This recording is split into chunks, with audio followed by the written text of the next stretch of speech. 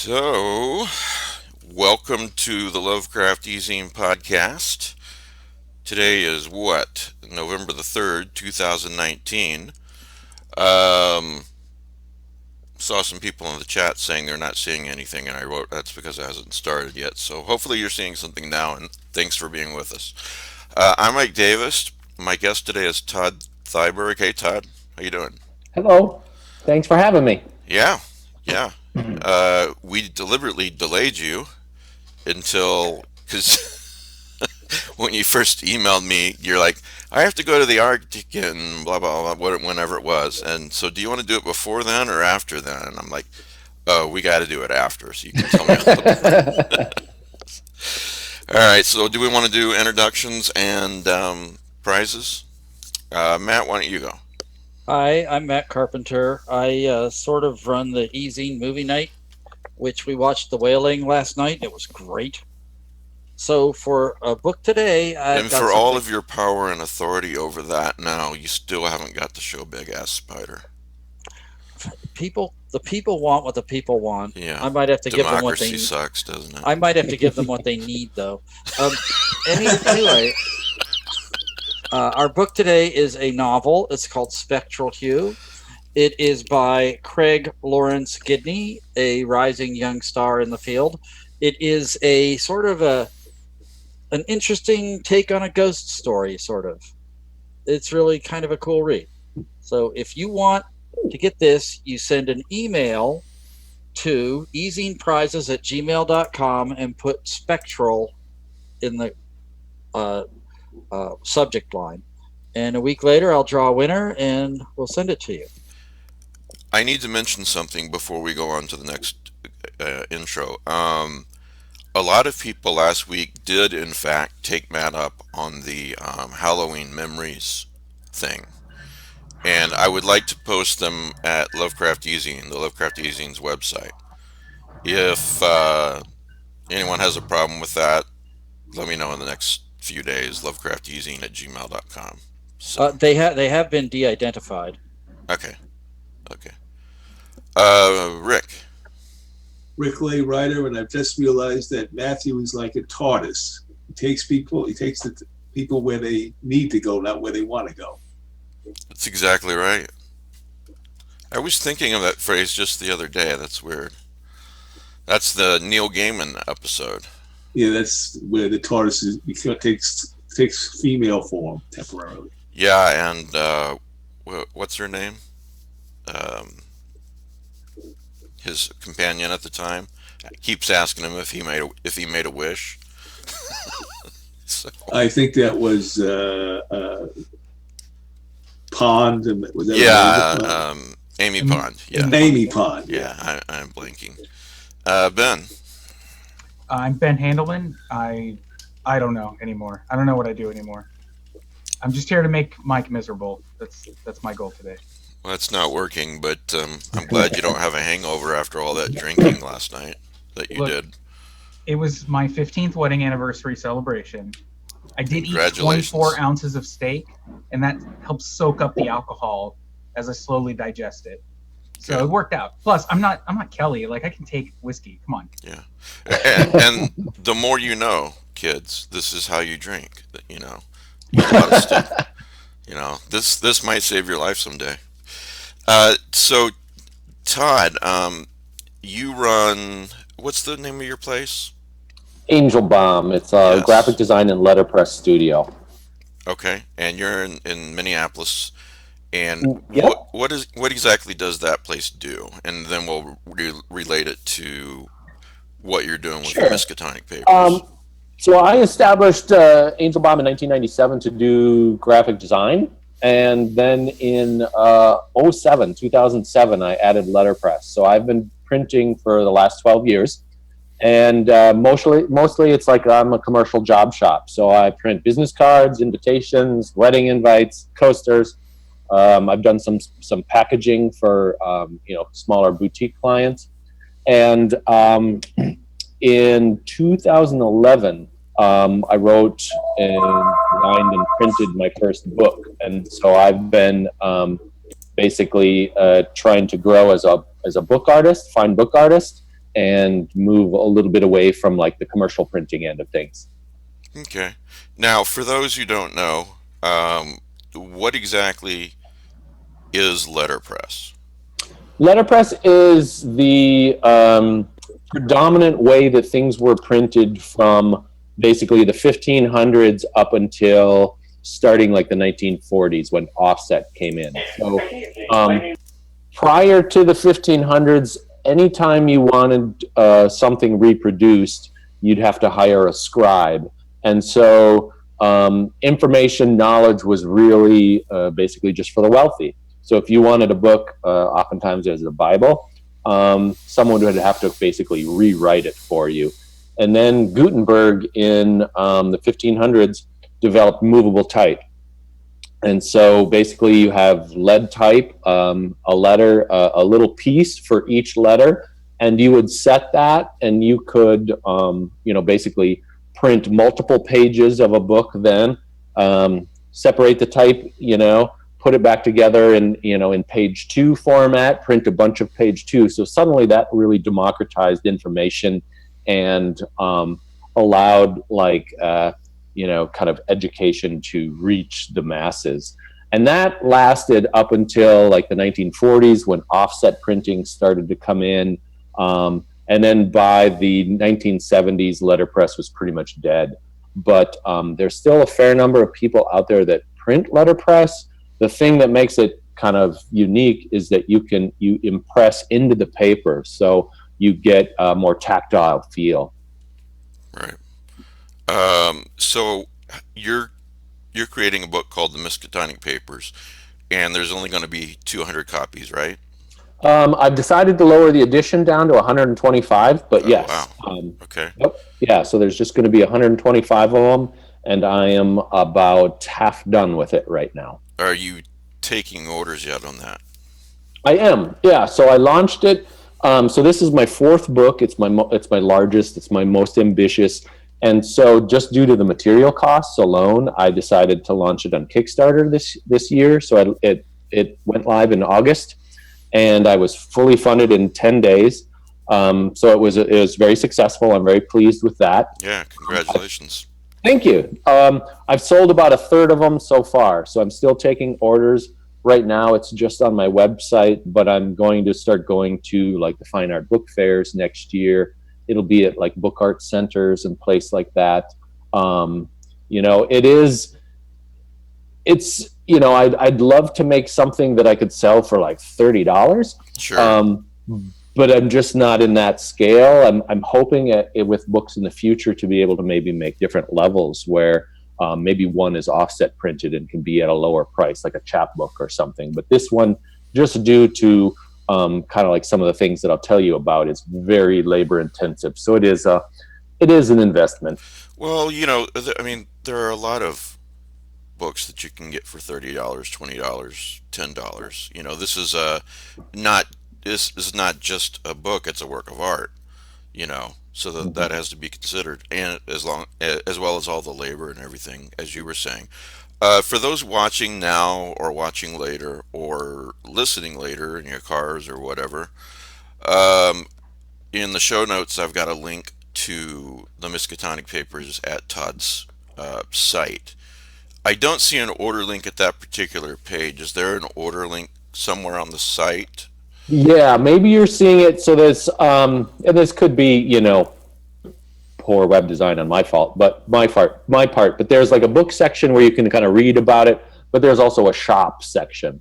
So if you go under the shop or store, in the navigation at the top, there's a store section. So go there, and the books are under there, and you can certainly order them.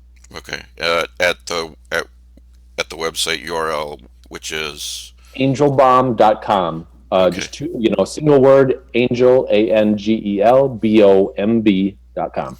And maybe after the show or tomorrow or whatever, when you get a chance, if you can send me the exact link, because I may not remember, then I'll change the show notes so that we do have a direct link for anyone who does want to order this. Okay. And did I ask the cost on this already? It's $500. Okay. Let's go back a bit, and I'm on your Miskatonic Papers page that does not have the order link, and I really like what you wrote about Lovecraft and how you discovered him. You mentioned that you visited Providence in the summer of 2018. And then the next paragraph, you talk about the journey beginning for you 35 years ago when you picked up your first H.P. Lovecraft book at a B. Dalton bookstore. There's a memory for you. Right? And they were actually in malls, bookstores in malls. Go figure. Yep. So talk about that. Yeah, talk about how you discovered Lovecraft. So I lived in a small town in North Dakota. I mean, the mall with the bookstore was 40 miles away. I'd go to the fantasy, the science fiction section, the horror section. I read a lot of Stephen King and Edgar Allan Poe.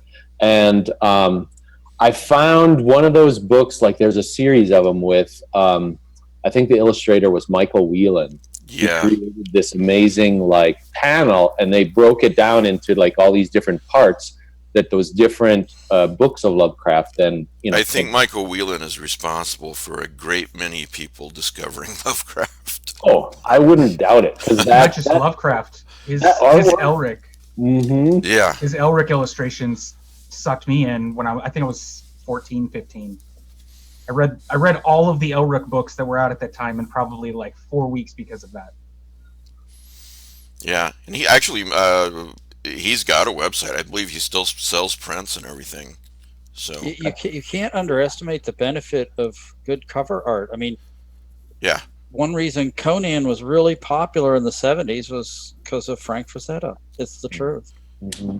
Yeah, this you can't judge a book by its cover stuff is I sure do. Is true to up to a point.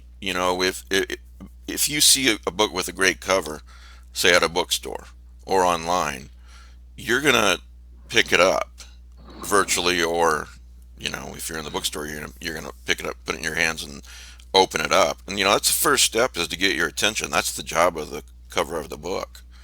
So anyway, back to Michael Whelan got your attention with Lovecraft, and then yeah. So I started reading, everything. Most of his Lovecraft's work took place in New England around Providence, and I read a lot of like Agatha Christie, so kind of was a little bit of an Anglophile, and just these spooky hollows, and kind of reminded me of like the Legend of Sleepy Hollow. It was just such a foreign land to me, because I grew up on the plains of North Dakota, where it just was freaking hot and sunny and dusty, and it was just like this wonderful escape to the creepy basement of the shunned house. I loved it. I had a similar experience moving from Texas to Iowa. Yeah, I know what you mean. That it's that hotness, and that's all you ever get, and then you move to a place or read about a place where it's raining half the time and cold and blustery. So. And I still love, like, my favorite days are like gloomy days, and it kind of stems from that. Like, I hated baking in the sun and driving a tractor and doing that sort of thing, whereas like it's just these it was a whole nother world for me, and it just drew me in. Matt's mentally disagreeing with us right now, but damn right. he just wrote in our private chat here. It's 5:15 and it's fucking dark outside. Mm-hmm. That's a good thing, Matt. That's a good thing. I think in January I'm going to go somewhere with some sunshine. I don't know. It'll be pitch black when I get to work and pitch black when I drive home. Why don't you go up to the Arctic? See how that works out for you. Right. I'm sorry, Todd. You see how we meander around the topics here? I'm going to go to the South Pole where it's light all the time. It's cold. It's cold. It's light all the time sometimes. The Arctic only works for vampires. Yeah. We'll get to the Arctic with Todd. But yeah, so we keep interrupting your Lovecraft journey here. So sorry, go on. Oh no, that's all right. So yeah, I just ate his work up, and then I've noticed over the last few years with books like Lovecraft Country, um, the Ballad of Black Old Tom. Tom, I think. The Ballad of Suddenly, Black Tom by Victor Laval. yes, Black Tom. Maybe the best book written in the last 100 years. I don't know. Fantastic. I just love to see that. Even though Did you there's mention? plenty. Did you mention Autumn Cthulhu? I thought I thought I heard you mention No, Autumn no, Cthulhu. I'm not aware of that one. Oh well, you know. But it really started to seem that this idea that I had, was ripe for like development. And the idea was I'd always been fascinated with the Tunguska event in Yeah. 1908 in Siberia, and so over the course of the last several years in working in book arts, I've been really intrigued with ideas of interaction. It's like the more our life gets digital or digitized, we're always on the phone, we're always with the screen, and I really love the physical interaction that you have with a book. And so with my books, I try and develop things that cause you to interact more with them, or kind of extends outside that realm of just turning the page and reading. My first book involved like it was something I called like fudge, it's escaping me at the moment, but basically like a digitally enhanced. So it's a science fiction story, and it involved like you scanning QR codes that would take you to a digital realm that then kind of like enhanced your experience. My third one was developed where it's like you have to vend it from a vintage cigarette machine. It's a miniature one, like pack of cigarette size.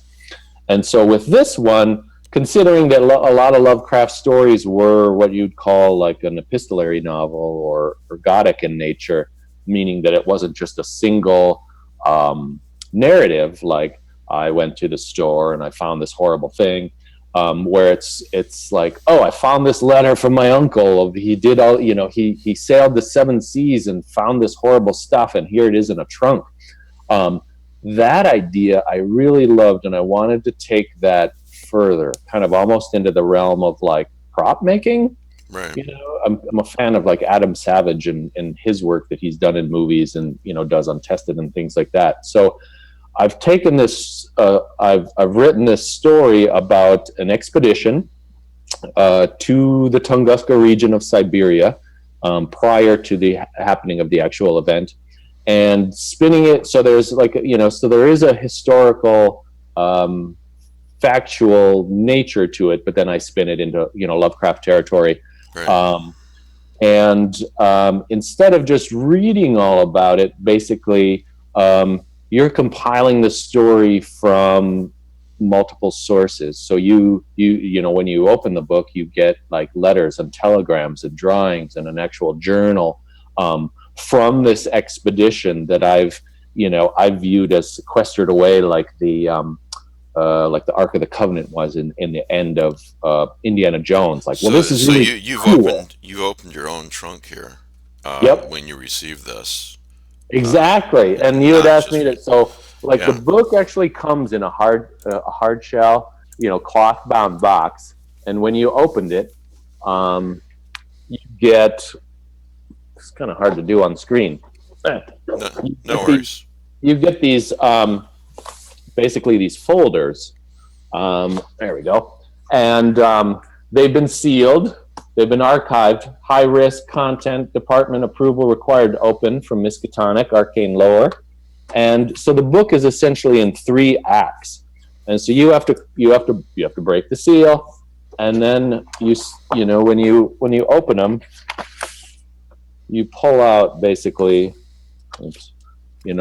Wow. this is how the book appears. So you've got letters, like we'll just take this one for instance, that you open up, and there's a letter inside, and then there's a rubbing.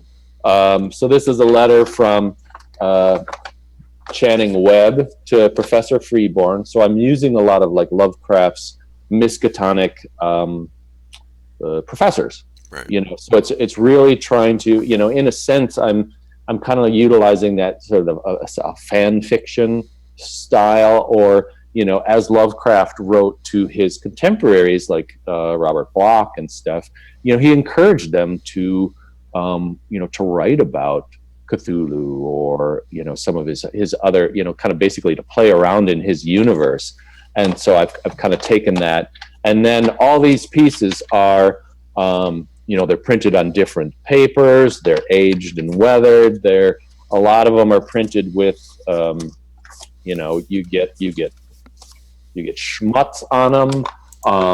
So they're kind of all made to really feel like when you crack it open, it's like, this is old, it rustles differently, it sounds different, it's crinkly, so Yeah. that's what I'm doing. Let me mention something here for those who are listening later. I don't usually do this, but if you're listening to this on your commute or exercising, whatever, and you don't usually watch the show, you just listen to it, which is just what most people do, percentage-wise. I'm going to include the video link, so if you want to see this stuff, you can come back and watch this and see what Todd's holding up to the screen. So, you want to show us some more, or that be giving way too much? Sure. No, like this is basically all of this stuff is like from the first act. So I keep that, I keep that separate. So there's been a lot of this shown up in social media and things, but not to give everything away, but they find some weird sculptures, they find a crazy temple, and shit goes awry. There's an artifact involved, like there's telegrams.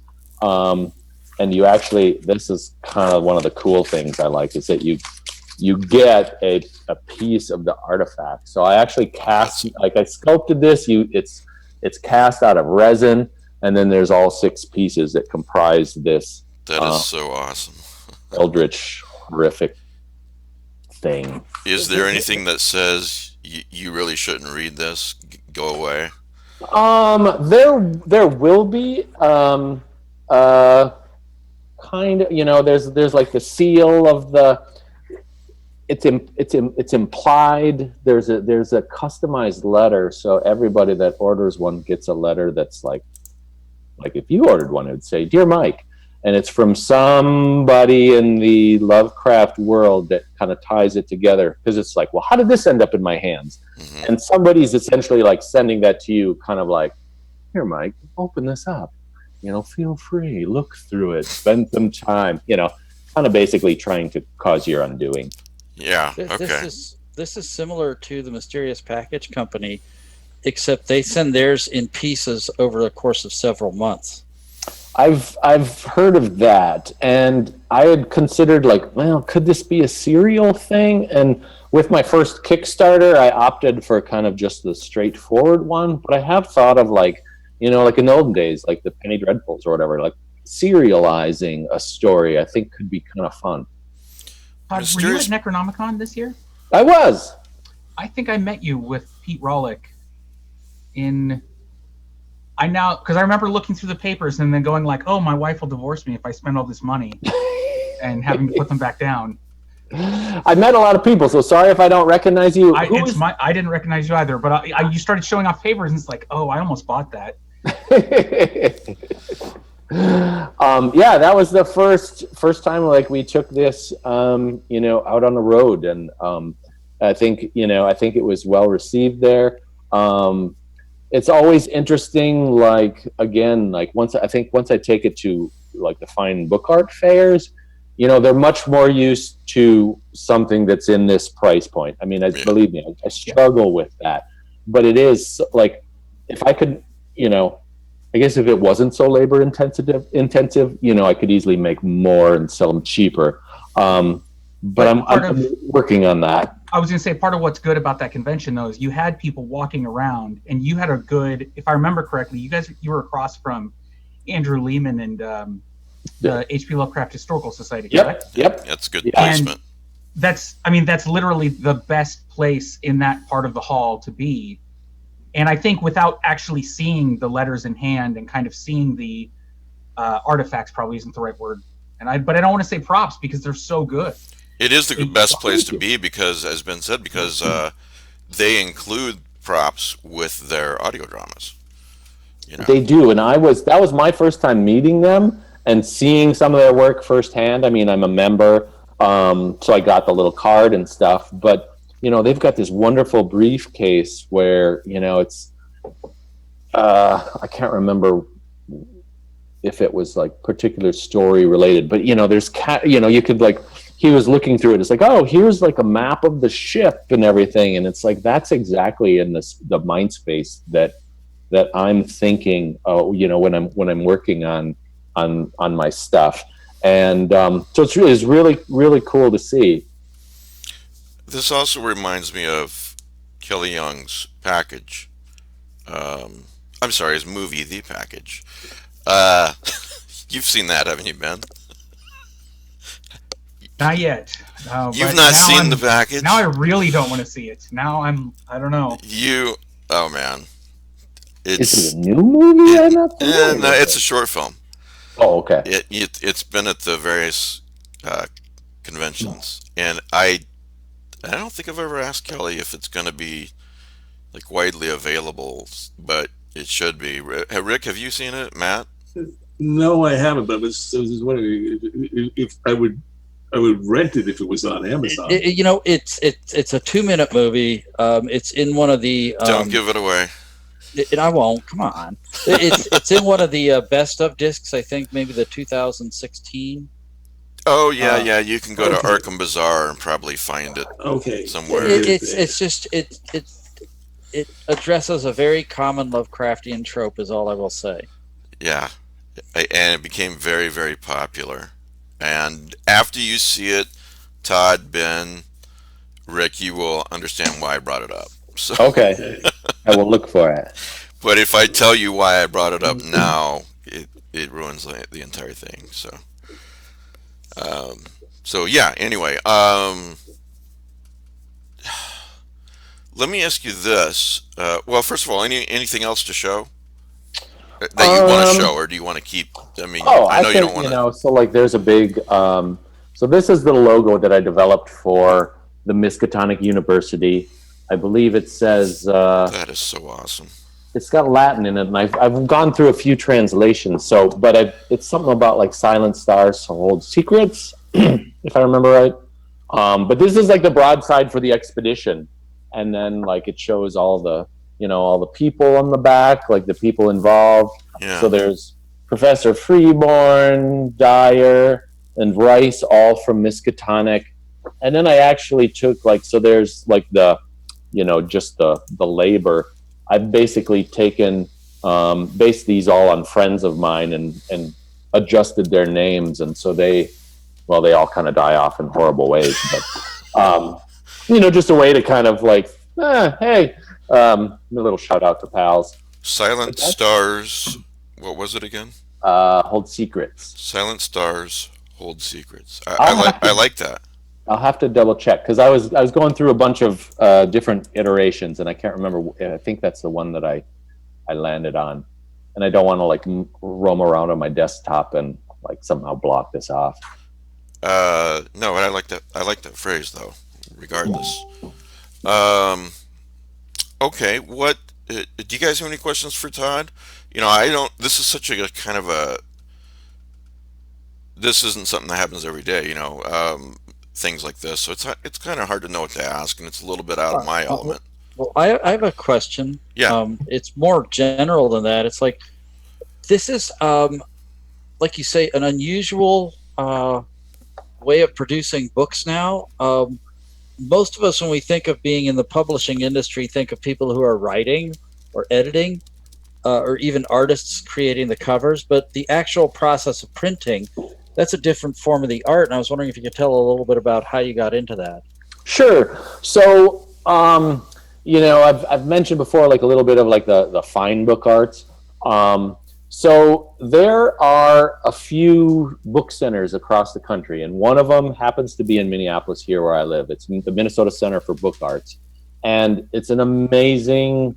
If you have any interest in like books, going to a place like that is amazing because not only do they teach like how to print, they teach like book binding, paper making, box making. So if you have any interest in like books, um, I like you know, books. you can learn how to kind of make them there.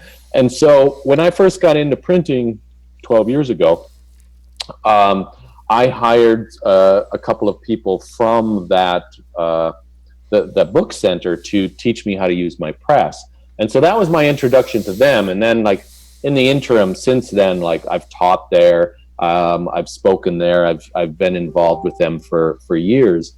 And what you see there is people kind of pushing the boundaries of what a book is. You might see a book of like composed of like recycled paper that's basically in an orb. I mean, it's really pushing the book into an art form. So it's not so much the 12.95 book that you see on the shelf at any store. It's something it's generally going to be pretty limited. The cost is going to be higher, but it really is an art form. And so Yeah, even like though I don't know if you've heard of Centipede Press books. I happen to have one right here, but they published weird fiction. They publish weird fiction and Lovecraftian books, yeah, and that's exactly what they do. I mean, there's plenty of publishers like myself. I want to create a great product that looks really nice, that's available in digital and in print, but yet is as affordable as possible while telling a great story, whether it's an anthology or collection or novella, whatever. And hmm there's a place for that. And there's a place for exactly what you're doing as well. and I like I'm torn because I'd like to, I want to reach out to like as big of an audience as possible. So I have toyed with the idea of like, is there a way of bringing this into the digital realm?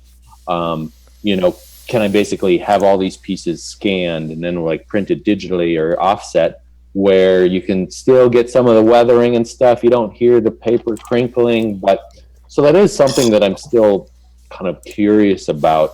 But again, that's going to take like a lot of time and an involvement. But I'm Yeah. hoping to. Well, I Um, wasn't going to ask about ever converting it to digital, but I was going to ask if you have thought about it. Not that I even think it's necessary.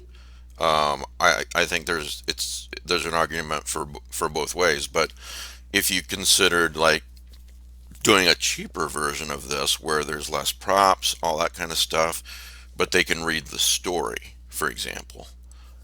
I, Um, that's an interesting thought because like how could I like everything's being designed to fit into like the kind of the format that it's in. So I would kind of want to maintain that, but could these be like either scanned or photographed in a way and then just printed in an easier way where it's like it's a perfect bound soft cover book that runs $20 or something like that.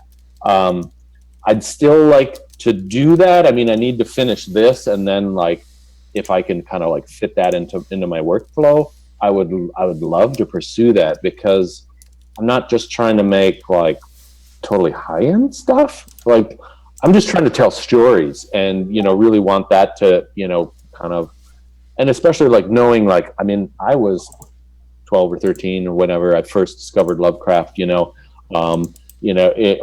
Over this course of working on this, I've met some kids who are just like, oh my god, yeah, I know Cthulhu. Um, so I don't want to like totally keep people out of that. So I don't know. I mean, part of it is like, well, I run a letterpress shop, so that's what I print on. yeah, Versus, if you don't mind me saying so, and please tell me if you do, it sounds like you've been agonizing over the price sometimes, and the materials, and you sort of like have kind of half apologized a couple of times on the show for, geez, it's $500. But I honestly feel like there's no need for that. I think that there is a place for this, and there's a place for lower end quality stuff. So it's a real novelty. It's a lot of love and Well, skill and workmanship are going into Having something like and this. having there are seen not. it in person, I mean, you can really see. I remember standing there and kind of holding these, and in my mind, it's like, oh no, If I spend so $500, will I make it to my 15th anniversary? exactly. So for those of you that are not married out there, you don't have to be accountable for spending large amounts of money. I love the H.P. Lovecraft Historical Society. Andrew Lehman has the greatest memory. I emailed him once like 3 years ago, and he remembered who I was. It was crazy. Wow. That is But their crazy. props are not. It's not the same as what Todd is talking about Well, here. the thing is, there are other people who have also done this for the love of the beauty of a book that is art in and of itself. Have you ever seen this book, Azathoth? It is from Viatorium Press. And it came out, I don't know, about 20 years ago or so. I don't even know if the press is still extant, but it was all hand put together, hand printed, and it's got segments from Lovecraft's work, and it's got these fold out pages Wow. that are phenomenally gorgeous. Oh, wow. And I don't know, there may have been like 50 copies or so made, but it was such a Beautiful. work of art. I couldn't resist. So you're not the only one doing this, who's doing Yeah. it for the love of the art. And I think that you ought to pursue that vision. It's like, Yeah, it's we absolutely got nothing to apologize for. There's plenty of people doing uh, more inexpensive stuff, you know. Here's another example. I just happen to have it by me because I guess I mentioned on a previous podcast episode that I was missing our friend Willem Pugmire, and I guess I must have mentioned that I had the Centipede Press, one of his Centipede Press books that he signed to me a couple of years ago. I can't afford Centipede Press, and but I didn't have this one. I must have said something to that effect. But a viewer or a listener sent this to me. I'll read his note in a second, and then we'll get back to Todd. But I mean, just this is a Centipede Press book, and Ooh. you can see it here, but you can also feel it, the quality, and the edges, and it's just these are not only great stories because they're written by W.H. Pugmire, but this is a work of art. While I'm on that topic, let me say thank you very much. This was so unexpected to listener Jeff Hotchkiss. He wrote me a note and sent this. Said he was sending something, but he didn't say what. And I asked him if it was a bomb in an email. And gave him the address in here. He writes, I think you mentioned in a previous Patreon podcast, or maybe podcast, I don't know when I mentioned it, that you didn't have this. Just a token of my appreciation of the eZine and the podcasts. Thanks for all the entertainment and the laughs. Enjoy. I can only assume the laughs he's referring to Kelly, Ben, wouldn't you say? But, thank you, Jeff. And that's a perfect example of what we're talking about. And that's what you're doing, Todd. You're creating works of art, not just a story, but a work of art.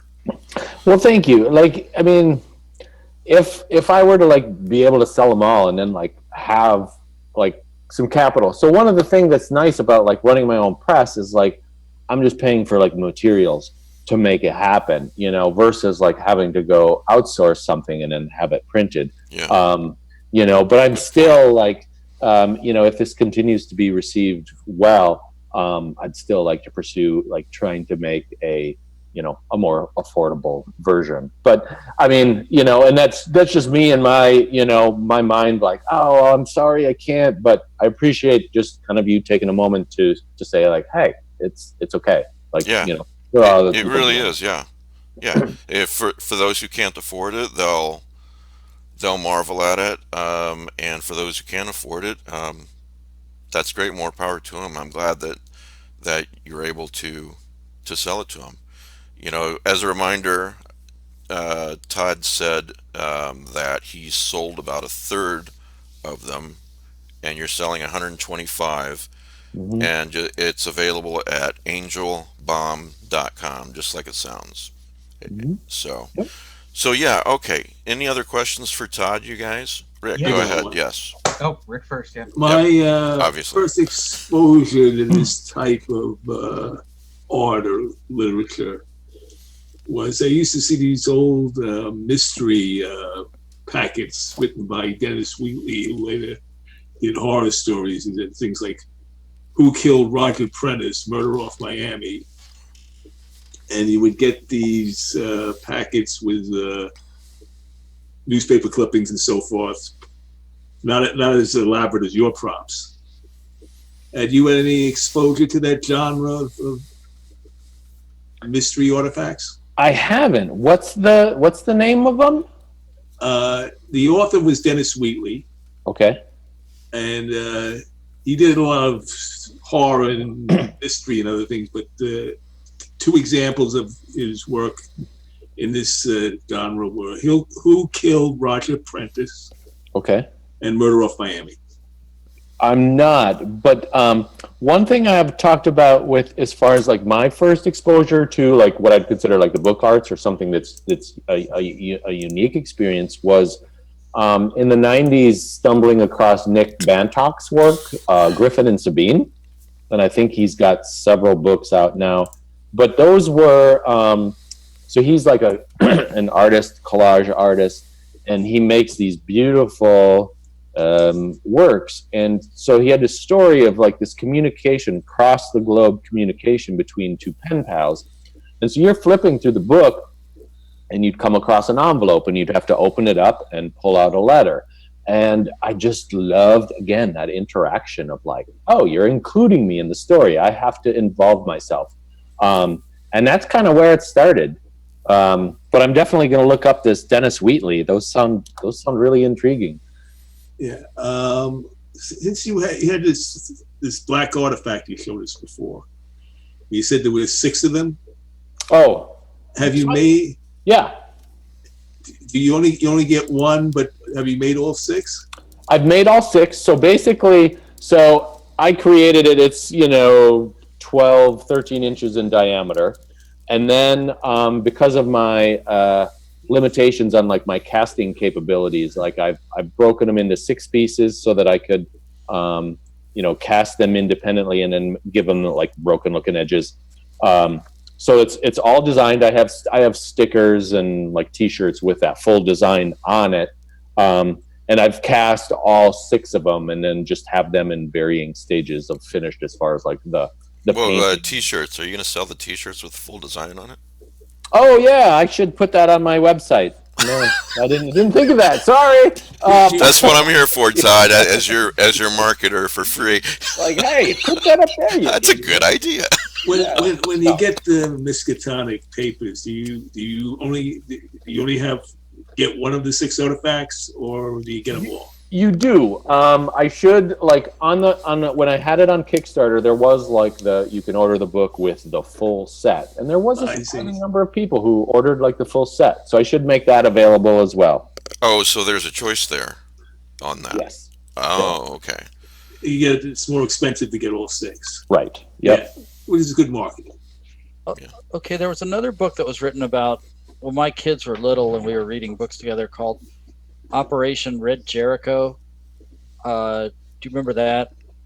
It was one of those books for kids, but when you opened it, it was like the Red Jericho. There were like plans for a ship.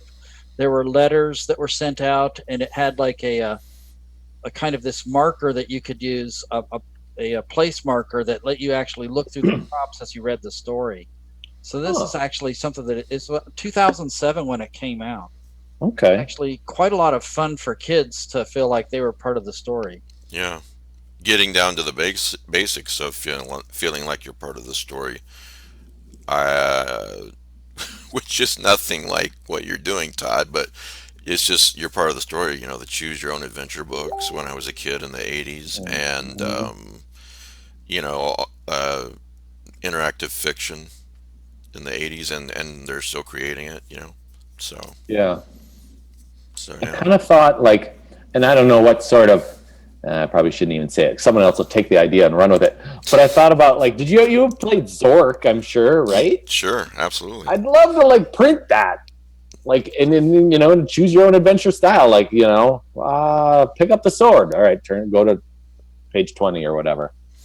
But again, just a piece of my childhood that I like, hold on to ridiculously tight.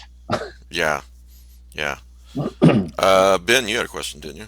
I did. I have two things to ask about actually. So I was curious. What kind of just pick one of the. No, no, no. I'm gonna ask 4 questions if you keep it going.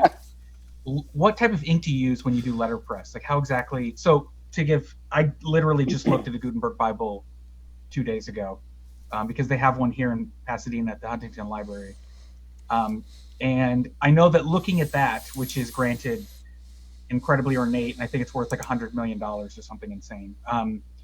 It doesn't even look like print. It almost looks like it was hand done. It's so well done, so ornate and everything. So I was kind of curious what ink you use when you do something like that.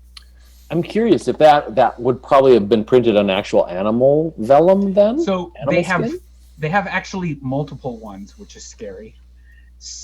They have one of the ones printed on vellum on display, but there are not all of them were printed on vellum. I don't know. I mean, Rick may actually know. He's the smart one, but the most of them were actually printed on paper. Okay. The best ones are the human skin ones, but those are really expensive. I'm not sure what those were printed. I want to say I've seen... And the ones with the human skin ones are really up there. Yeah. It takes an impression so well. Yeah.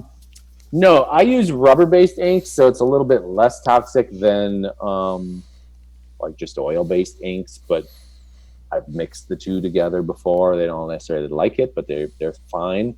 I don't know much more about like the science about it. It's a very viscous, very sticky thing. It doesn't pour. You can take a can of it and just hold it upside down, and maybe in a day it'll pour out. But wow. You use very little. A little goes a long way. You bump up against the press, and then it's on your shirt, and that's just kind of ruined forever.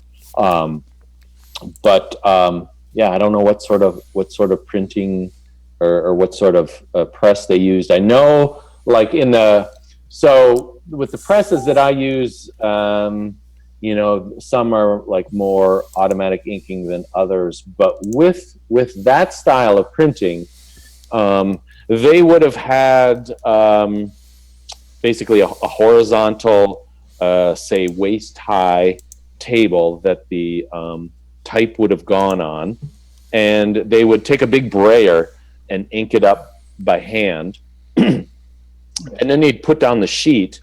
And then typically what happens is, I forget what the tool is, but it looks like a bag of ball bearings, and you go over it and over it and over it. So you're essentially kind of like rubbing that down, which really, like basically the more time you spend with it, the kind of the better that ink is going to look, rather than just like a quick slap in a machine.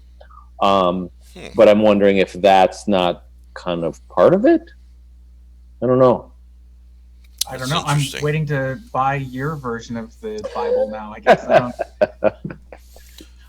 All this, I know you have another question, Ben, but I just wanted to interject that this is sort of a weird coincidence, because right now I'm reading the latest John Connolly book, the Charlie Parker detective series, which has supernatural overtones and then gets kind of more and more supernatural. And you don't want to start, it's called Book of Bones, and you don't want to read this without reading the rest of the series in order first. But the most of this story is concerned with old and occult, hard to find uh, books. So yeah, and I was going to mention this later, and it's starting to dip into Lovecraftian territory too. Mm. So if anyone out there, if you haven't read the Charlie Parker series, and you like detectives and you like the supernatural, you should pick it up. Um, but yeah, there's a lot of this occult dealership was competing with this one, and lots of stuff like that. So anyway, what's your second question, Ben? So my last question, and it's something that I've actually been discussing with people for the last few weeks, is about. I was curious if you're actually into any other types of fine writing, like fountain pens. When Lovecraft in particular had like a pretty strong connection to the pen he used. This is actually something at Necronomicon I talked to a couple people about, and how fountain pens are sort of certain writers and artists are sort of using them more often again to get back into it. I was curious if you had any experience with it, being as you're so heavily involved in this. Yeah, no, my father-in-law gave me like a nice set of pens for Christmas a couple years ago. And there's like two different style of pens, and then the one with the fountain pen with the nib. And I've always been enamored with that. But it seems like you really need the right paper. Like either it's just like too scratchy, or it's just like too smooth. But I like that idea of, it's almost like having like a nice razor, like turning just a mundane, like I'm going to write my, eggs, milk, and bread, my grocery list, but turning that from just something that's just purely functional to something more of enjoyment. Like if it wasn't this cheap little plastic pen, it'd be more enjoy. Like, oh yeah, my friend Ben, like carved this wood from, his leg bone that he lost in the war. Like that would just be so awesome. How did you know he lost his leg in the war? It was a hunch. Yeah. So no, I don't, but I do appreciate people that kind of do have those like little obsessions. I had, sooner or later we're going to do a fountain pen episode, so maybe you should brush up now. You got time. Mike is stuck. We've got people literally waiting for this to happen, to talk about fountain pens and ink, where to get good paper, which by the way you can get at Staples now. Good paper at Staples? Really can't wait. Yeah. Staples sells Staples, and I think at CVS sell the black and red notebooks. Those take fountain pen ink really well. Also, 32-pound LaserJet printer paper also takes fountain pen ink perfectly. I have wrist problems, so I started using a fountain pen because of that. And using a fountain pen, because you don't push it down, you just sort of drag it across the page. You don't actually put any pressure on it, and it allows me to write 3-4 times as long. As if I'm using a ballpoint pen, my hand will cramp up right away. A pencil I can do a little bit better, but I just know, Lovecraft, there are letters he wrote to like Frank Belknap Long and Clark Ashton Smith about like, oh, my Waterman, and he writes like a 2-page letter about how he went to the store and bought a pen with his wife for $1.25. That's interesting, Ben, because I can't write more than a couple sentences without my hand really hurting. So what is this that you use because of your fountain pen? So just I have one right here, because this is actually a Waterman, a very fancy one. So if you those. If I can get it to focus correctly, or if I get the there we go, camera, come back to me. You can kind of see. Well, there's ink on it right now, and it's having trouble focusing. But I've got you pinned up there. So it drags across. You don't push it onto the page because it's a water-based ink. So when the nib touches the pen, the ink just flows out. So if you're using cheap binder paper, it flows out into like 30 pages. Right. But if you're using like good paper, it'll absorb into the paper. So it's most fountain pen inks are they're very like water resistant. For example, they'll last well. And then on top of that, because you're not squeezing it or pushing it, you're just sort of dragging it along, then it just sort of allows you to keep writing without like your hand cramping up. If you have carpal tunnel syndrome or tendonitis, your tendons don't get inflamed because you're just moving your whole arm as you write. So at school, for example, if I have to write a paper, I can make it maybe a paragraph with a ballpoint pen, but with a fountain pen, I can literally write 6 pages without any trouble. So that's my practical reason for using it. But I know there are a few people I talk to that artists like to use them because if you're inking a drawing, there's something about the different types of ink you need to use, and a fountain pen with a very fine nib is good for that. Or that was Dave Felton that you spoke to about it. Yeah, so I talked to Dave Felton for probably half an hour, and then he ended up spending several $100s a few weeks later at a fountain pen show. So be careful, but it can get expensive because they use gold, and it's almost like buying a nice watch, right? Like you can go to the store and buy a Casio for $40, or you can go spend, I don't know, $4,000 or $100,000, depending on where your budget is. But fountain pens, there's a good practical use for him. And again, Lovecraft, he would only write with a fountain pen. Apparently, he was this big stickler about the way the waterman would feel in his hand, and how he wouldn't use a different brand because the nib would be too scratchy. And he spent like 2 hours at this New York store just trying out every pen they had to find the right one. Man had a lot of time on his hands. And have you seen his actual letters? Because he wrote terrible, like just scribbles. Yeah. Yeah, his handwriting's horrible, but he felt good writing it with that pen apparently. So, and back in the 1920s, like the random stationery at the hotel was good enough to take fountain penning because that's what everyone used. Okay. In 2019, you're lucky if the paper you get for stationery is better than toilet paper. So have you found, I've seen videos of like these master penmen. Like there's people that it takes years to become a master penman or whatever. And it's like, they just do this and it's like, oh my God, it's beautiful. Have you sort of explored that at all? Or? I've seen them. I just use regular American cursive. It's legible. Okay. And it was made in America. I don't need to be a master penman. To me, it's utilitarian. I just want to write. Okay. But I know that as I started using fountain pens and finding what worked best to me, so for example, I use a Mont Blanc 149 normally, which is a very famous pen, and it can be really expensive, but it's actually really comfortable to my hand because it's giant and it's nice to use.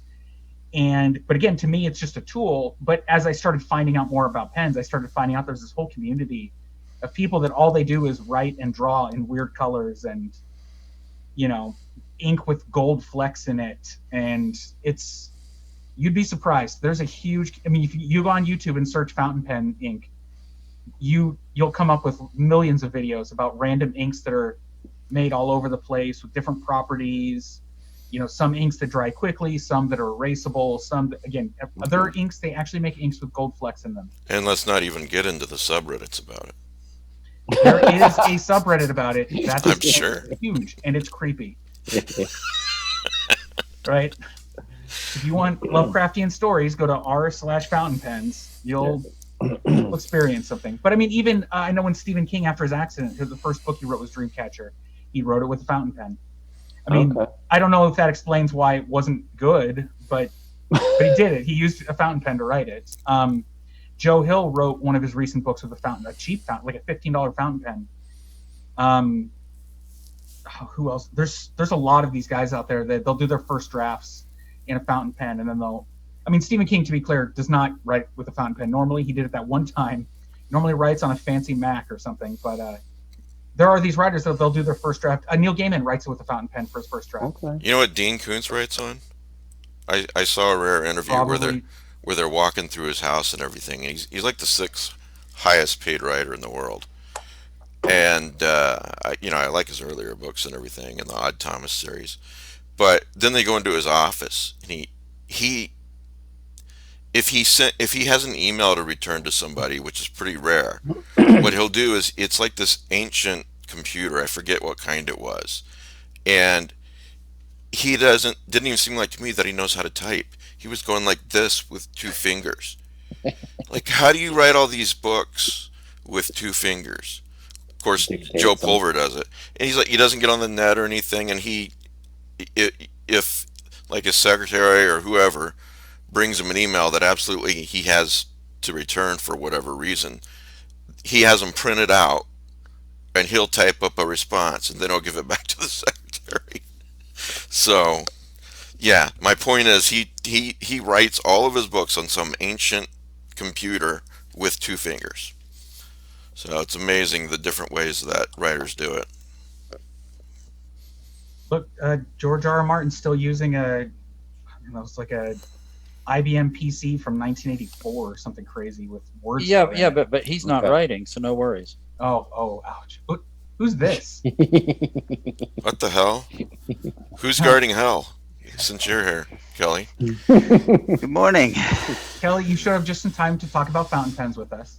No, I think we've killed that subject. No, chat's all into it. You go look at the YouTube chat right I'm now. looking at the chat. Yeah. Actually, they are talking about this a lot more than I thought they would be. Kelly Young has joined the program, folks. Hello. A little bit of a step down here, but thank you for racing to get here. So Wow. nice to see everybody. I gotta go. Okay. Is there anything else that we want to ask Todd about the Miskatonic papers before we ask him about his visit to the Arctic? I think we probably covered it all, haven't we? If you do want this, remember, go to angelbomb.com and to the store section. There's still about 2/3 of these left out of 125.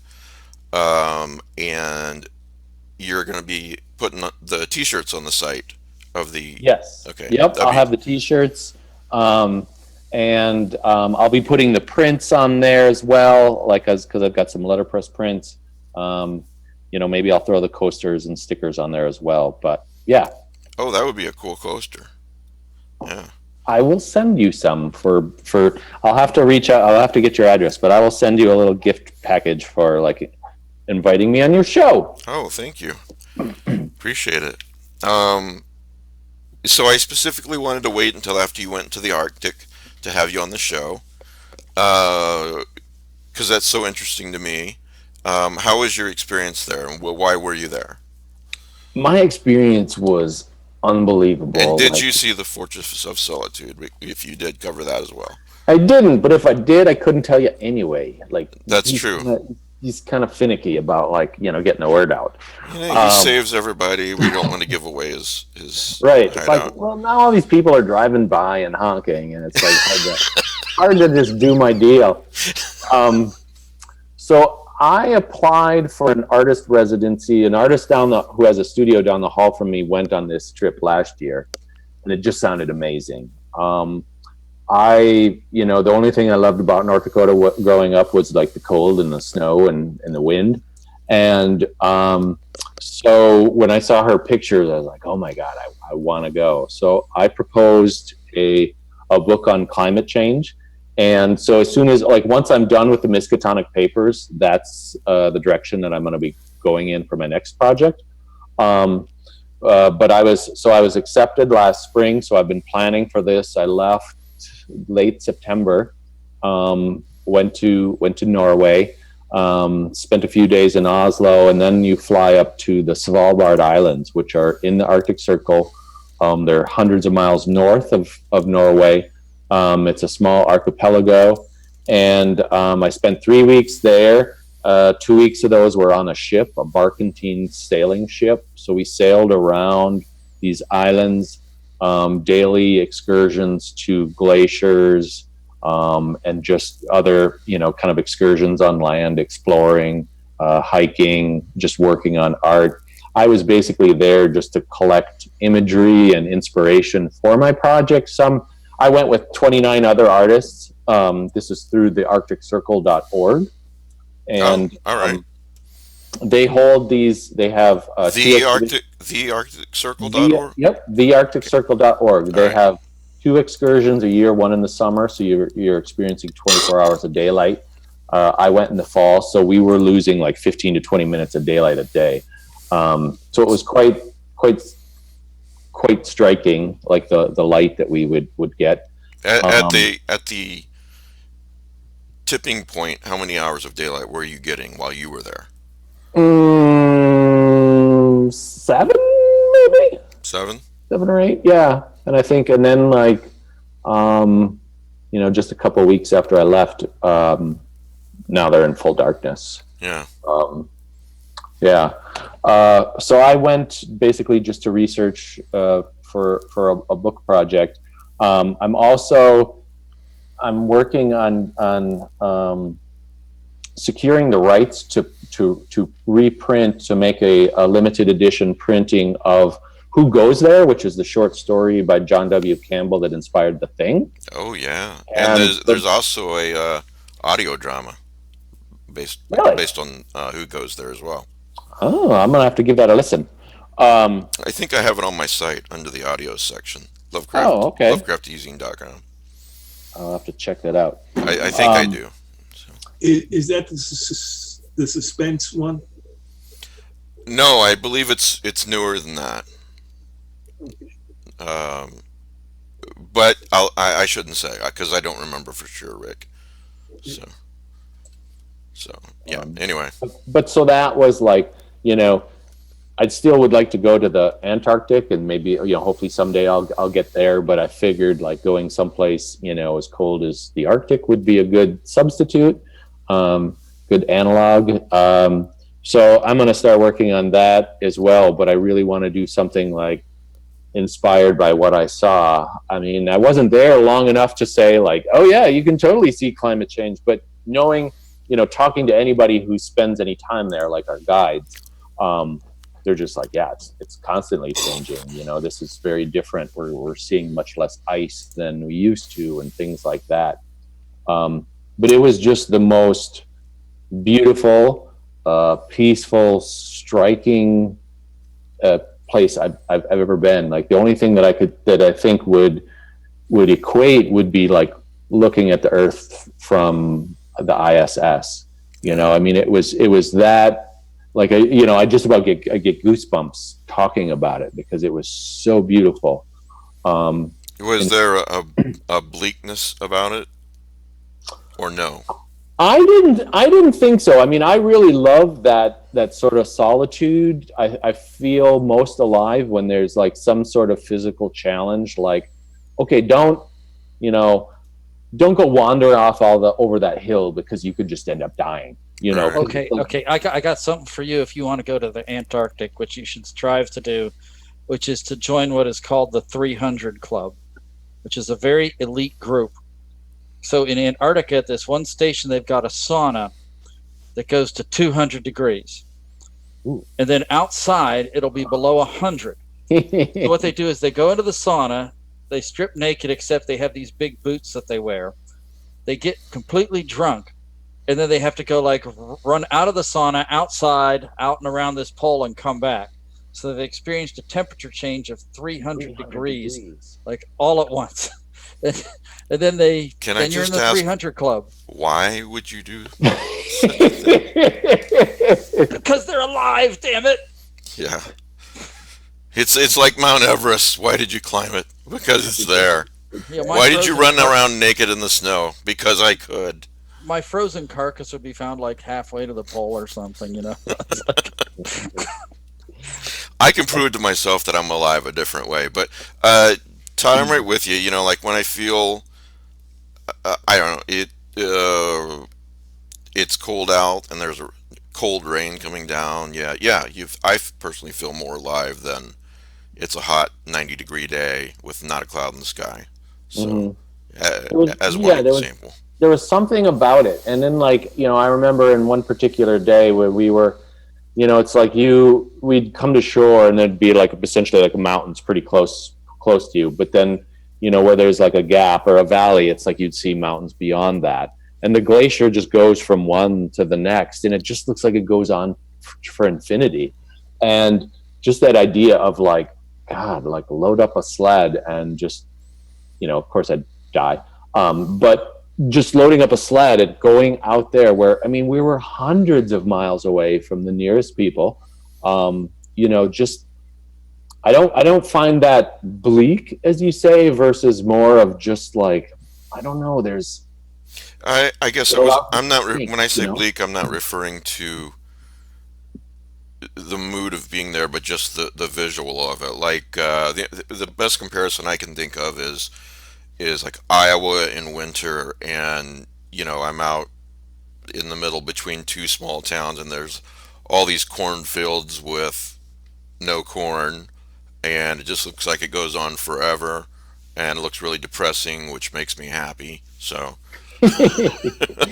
um, I guess, yeah. Like if you're thinking of like it's stark. yeah, maybe that's a better word. It's rugged. Like either things were ice and just jagged, rugged ice that's calving, from a glacier that's calving into the water, or it was these amazing mountains that like basically just had like a pile of litter at their base. Because like I've got photos where an entire, like you'll look at a rock that's like this big, and it's just fractured into all these sort of like razor like segments, and then you'd see portion of like the shore that's all this rock, and that's just broken into all these razor like segments because the environment there is so harsh. Just the freezing and the thawing, and like with the rain or the snow, not even like the glacial work that's happening over like thousands of millions of years, but just these rocks are just basically splintering from the weather. It was mind-boggling. Who's the Who's the guy who does all the great documentaries? Werner Herzog, am I saying? Werner Herzog, yeah. Werner Herzog. He's done many great documentaries, but he did a one about about going to Antarctica, which you were at the Arctic, but the kind of people who choose to go down there and work, and why, and what kind of people they are, and what kind of personality they are, and what it's like to be down there. It was a pretty interesting documentary. I want to watch that again because I've been researching the roommate that I had on my trip. He's actually down in Antarctica right now. He applied for like 4 or 5 times with the National Science Foundation to go there, and he was finally accepted. So I've been looking at the NSF website just to determine like, okay, what's the application process like? And they give a list of like all the previous award winners, and Herzog is on there. So it's like I'm pretty sure I've seen that documentary, but I want to watch it again just to, for insight. But there's something about like challenging yourself in such an environment that's really unforgiving, but also like beautiful.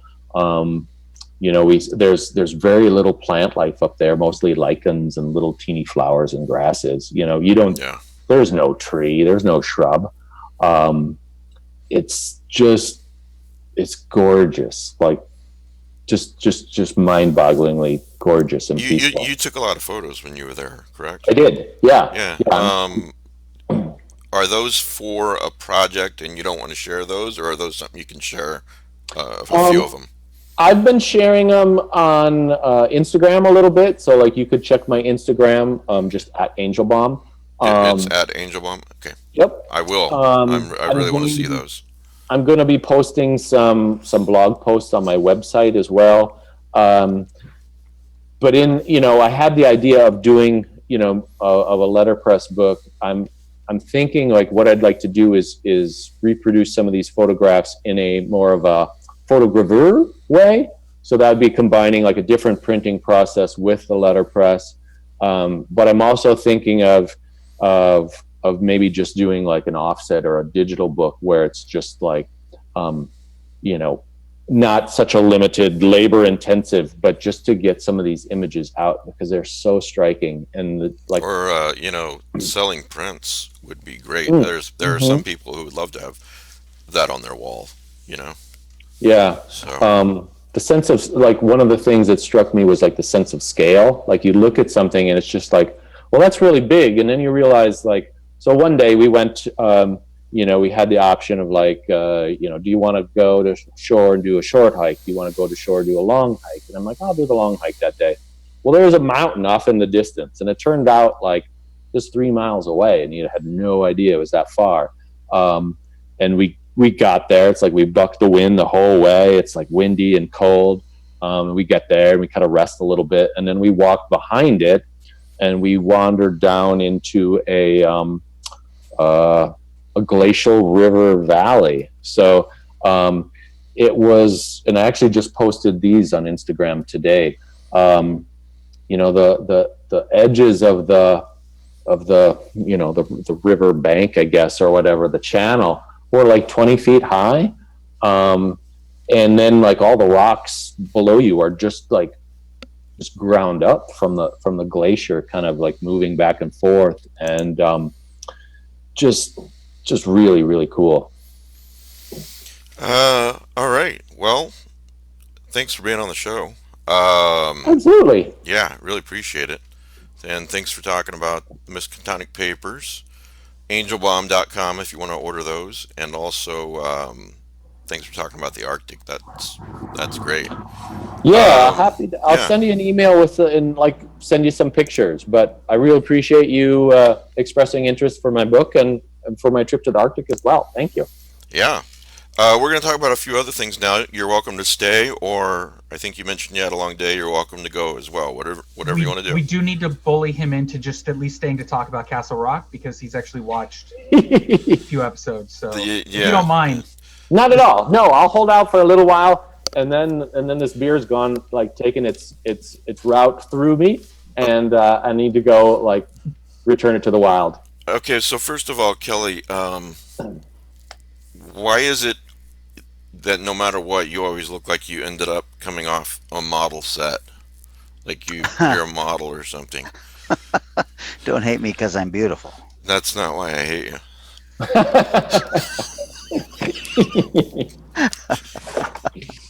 I don't know. I'll take that as a compliment. I rushed around to try to get back here in time for this, so I do not feel like I came off a model set.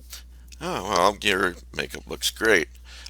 Yeah, Ben, I watched, as you guys know, the first season, I think we all did, of Castle Rock. Thought it was absolutely horrible. Yeah, I had to apologize to Philip Fracassi about that season. So yeah, and I'm so like, no, don't judge it yet. It's only been 6 episodes. It's only been 8. It's only been 5,000 episodes. You've got to wait and see where it's going. And then the ending happened, and I was like, oh my gosh, he was right, and I'm a horrible person. Yeah, so I was not even going to mess with season 2 of Castle Rock. But I did a Patreon podcast with Rick the other day, which will probably be up tomorrow. And before the show or after, I don't remember, Rick told me that Castle Rock season 2 was actually pretty good.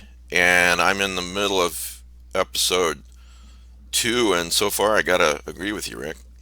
Yeah, Libby Miller, no, Libby Kaplan, that's the actress. Mm-hmm. It's an excellent job as the main character from Misery. Yeah, and Wilkes. Yeah. Yeah. I didn't realize what was in this. Yeah, that opening, I don't know what it is. It's like 15 minutes or something crazy. If you watch the first episode, it starts off with this nurse like stealing a bunch of pills and then driving off with her daughter and then doing it again somewhere else. And they sing this like crazy Christian song. It's got an effect. It did kind of suck you in. It was a good opening. Yeah.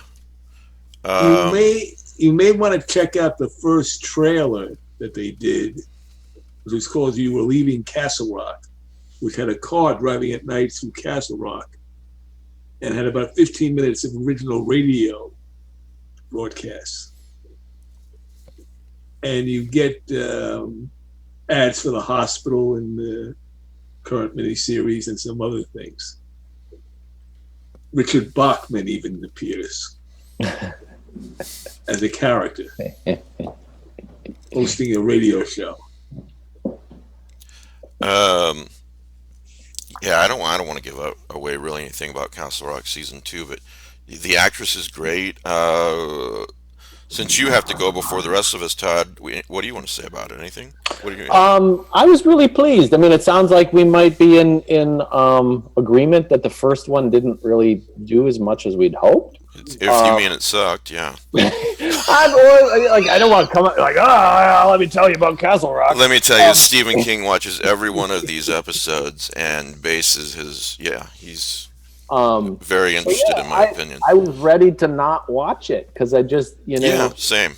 I felt like, the first series didn't go anywhere, and like immediately after the first episode of season 2, I'm like, is that who I think it is? She was talking about Dirty Bird, and it's like that sounds like someone I know. Mhm. And it totally pulled me in. Great actresses, and I'm just hoping that they keep bringing, just make it more weirdness, more characters coming in with their stories and moving around. I'd love that. Rick, how many episodes are we up to now? 4. 4. As, And I as tell you soon as I what, watch those, there's a website somewhere that says all the Easter eggs. Well, I'm sure there's several, but lists all the Easter eggs you might have missed. So I'm sorry, Rick. Go ahead. I was going to say, it's sort of like, I'm going to compare this to watching Penny Dreadful, in that I'm aware of who a lot of these characters are, but this is a different story with them. Right. Yeah. This Different isn't versions, different universe. It is in Misery, and it ties into another novel, which is based on one of the locales, which I'm not going to get into. Yeah. Ben, are you watching it?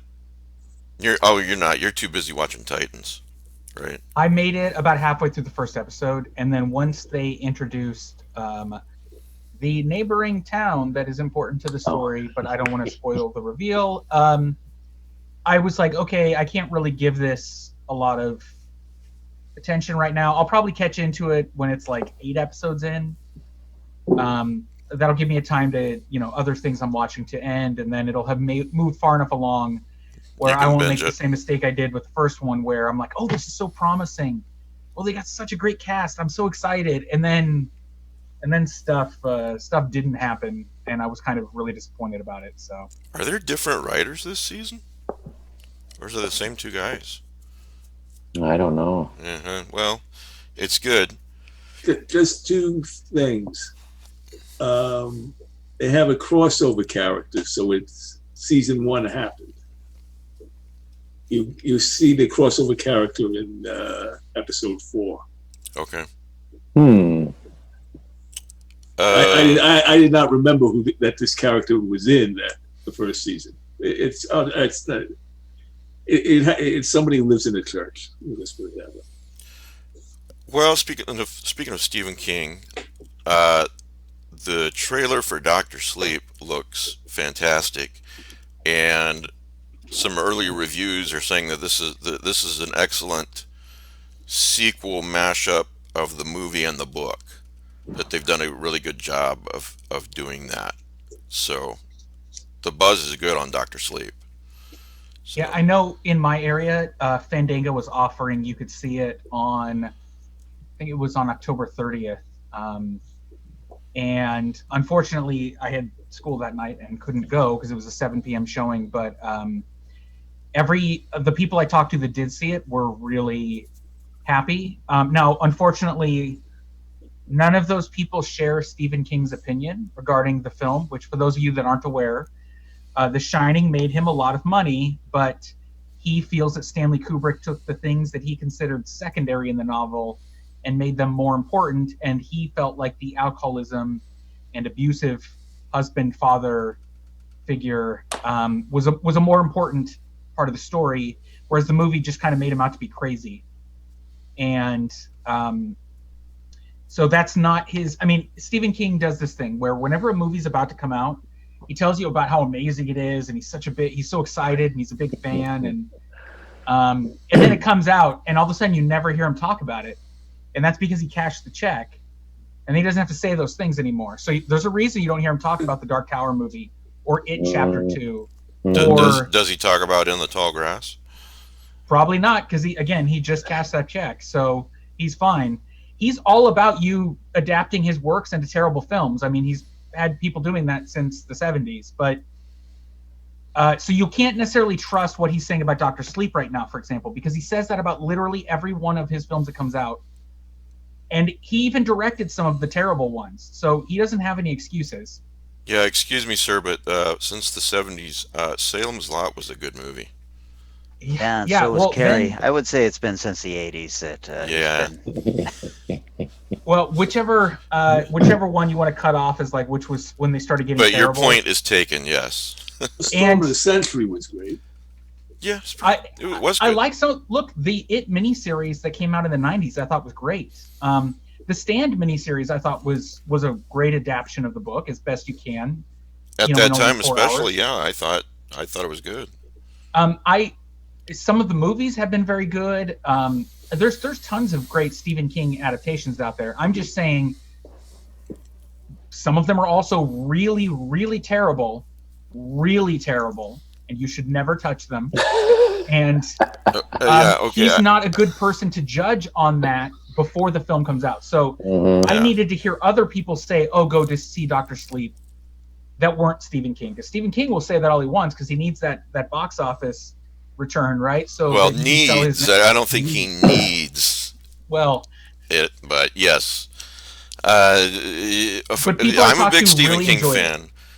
I'm a big Stephen King fan, as I think, as are we all. But to me, In the Tall Grass is a short story he and his son wrote that they should have immediately trunked, and I don't think they should have made a movie out of it either.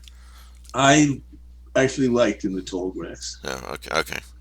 I thought that it means was I'm wrong. very, very disorienting. They threw in a different angle involving time. It was better than the short story. I'll give you that. I'm But torn. I'm not sure if I'm going to watch it or not. So I thought the whole image of the grass and everything was this frightening. Todd, did you read the short story? I didn't.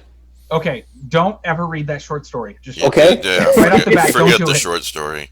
You know, the Rick. movies you have Netflix already. The movie is, I don't know, it's not even 2 hours. I didn't dislike it. It's just not a movie that I would spend money on, if that makes Right. sense. So Yeah, it does some interesting things. It's significantly better. It takes the tiny skeletal framework of the short story and it does interesting things with it, and I liked that. Yeah, Rick reminded me just now of the time elements, and you guys know I like that kind of thing. So let me dial it back a bit to say that it's not a great movie. If you don't have to spend any money on it, as Ben just said, yeah, watch it. And I did, Rick, I did enjoy those. I don't want to spoil it. The time travel, whatever So- they were You know, and doing. it when I was what? I still don't know if one of the main characters died or not. Maybe both. Maybe she lived and she died. I don't know. I think that person lived, Okay. but there is a very violent scene which put me off because I had forgotten it from the short story. And in the short story, yeah, it's awful. There was one of the Totally unnecessary. grueling scenes, but because of what they did in the movie, I'm more acceptable to it. And the ending in the short story was a traditional horror ending of "Here we go again," Yeah. and we had something different this time. So, in talking about Dr. Sleep, have you read the story? Are your expectations high for the movie? Because I listened to the audiobook and I thought it was pretty good. I mean, it's been a couple of years now, I think, since I've listened to it, but I'm kind of looking forward to the movie. I agree. I liked Yeah. the book, but I didn't. I mean, I didn't love it. I liked it. The movie actually looks better. Okay. Sorry, Ben. What were you gonna say? I disagree. I actually loved the book. And in fact, just the opening, I don't know, it was the opening quarter of it where it talks about Danny and you catch him at the bottom of being an alcoholic and, living paycheck to paycheck. He's spending all his money on booze and coke. And Yeah, I loved all that. I felt like at about 80%, 3/4 of the book in, it kind of dragged. for me, it didn't. I loved it. I mean, I finished it very quickly. I love the way they told his story because it's a great count. I just listened to The Shining right before I started listening to Dr. Sleep because I thought audiobooks are a great way to kind of experience some of these if you've already read them. True. And it was great getting sort of the Jack Torrance story and kind of seeing who he was as a person, which was not a good person. Like, that's one of the key factors of the story is Jack Torrance was an abusive alcoholic, and it wasn't the hotel that made him that way. He was that way when he got to the hotel. And getting that story and that perspective, and then getting the other side of it where you had Danny sort of coming to terms with what he was becoming and how to move past it. And Stephen King himself, having experienced alcoholism, did a great job of telling it in a realistic story. Because most of the times when you hear about a story where a character was an alcoholic and then they had a come to Jesus moment and they're perfect.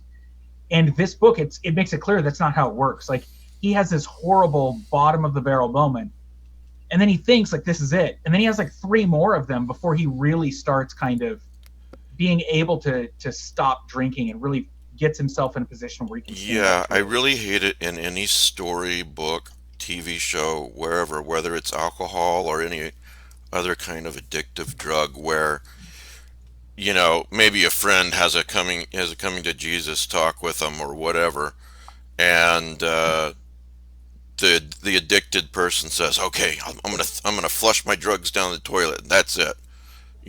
It. Come on, really? That's anyone who's really gone through this kind of thing knows that it's not true. And then they never even touch on in these stories or in these shows. They never even touch on how horrible withdrawal effects can be. Mm-hmm. So I love that Dr. Sleep didn't sugarcoat any of that stuff, didn't try to pretend it doesn't happen. And then as it gets into the more classic, calling it a horror story, I don't think is really accurate. The book version, I obviously haven't seen the film. The hotel still exists, so maybe it's different. But getting into the more supernatural aspects of it, I love Dr. Sleep. So I'm excited to see the film. People I know that saw it, they really enjoyed it. And I know that like Kelly probably won't see it because he doesn't want to be reminded of his own addictions. But Kelly, you're just sitting there quietly. You're like, He can sipping on stop a can of anytime he something. wants. That's right. I want to say one thing to Kelly. Oh, Thank you oh, for recommending Marianne. Oh, you enjoyed that. Yeah, I have to. Oh crap! I have to publicly admit that you were right and I was wrong. That's some scary shit. Yeah, Yeah. and my wife liked it too. So she actually liked it. So That surprises me. yeah. If we were all together, we would give you a love hug. I would Well, I totally take wouldn't. that. That's a reference to the show if you haven't seen it. They don't have group hugs; they have love hugs.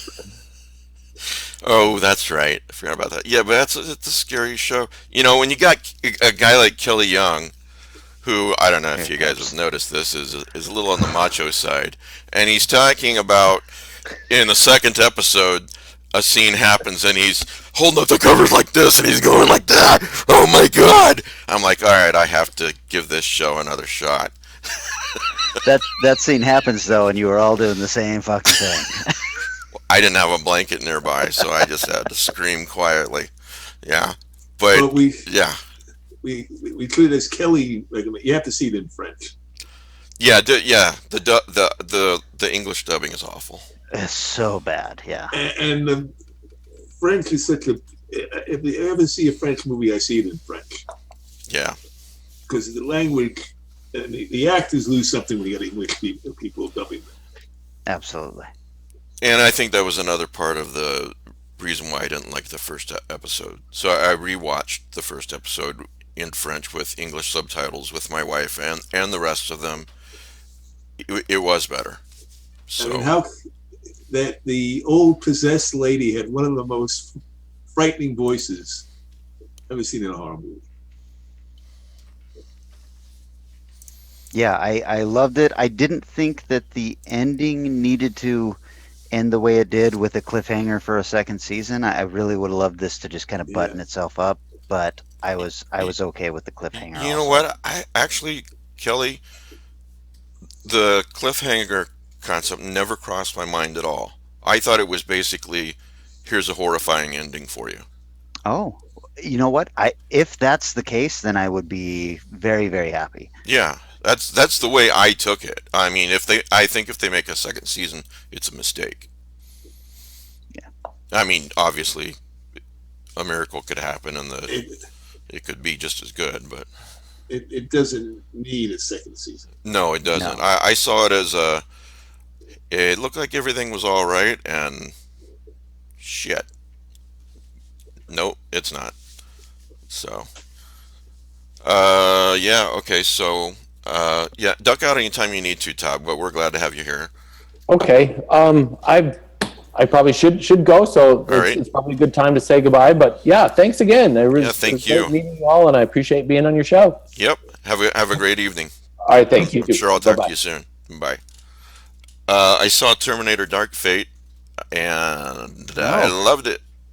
really? Yeah, you know, I barely ever go to the theater, uh, or see a movie in the theater, but Logan and I were out, and I wanted to watch a movie with him, and that was basically the only one that was good besides Joker, and he'd already seen Joker with his friends. And I don't want to give anything away, but it's next to Terminator 84 and T2. It's the best in the franchise. It's absolutely and fucking completely action packed. It's amazing. Wow. It's absolutely amazing how action packed it is. I'm trying to. I'm sure there's other movies that are more action packed, but I've been trying since last night to think of them, and I can't think of one. This is such high praise that I can't tell if you're joking or not because I have not heard good things about it. I am not joking. And I think it was Rick that was saying earlier. Correct me if I'm wrong. That the low praise was something along the lines of "We've seen this before." Well, of course you have, but it was something you'd seen before, done really really well. So no, I'm not joking. I thought it was great. There's some criticism of how the explanation for Arnold Schwarzenegger's presence in the film. And again, I thought that was a twist I never saw coming. Um, I loved it, and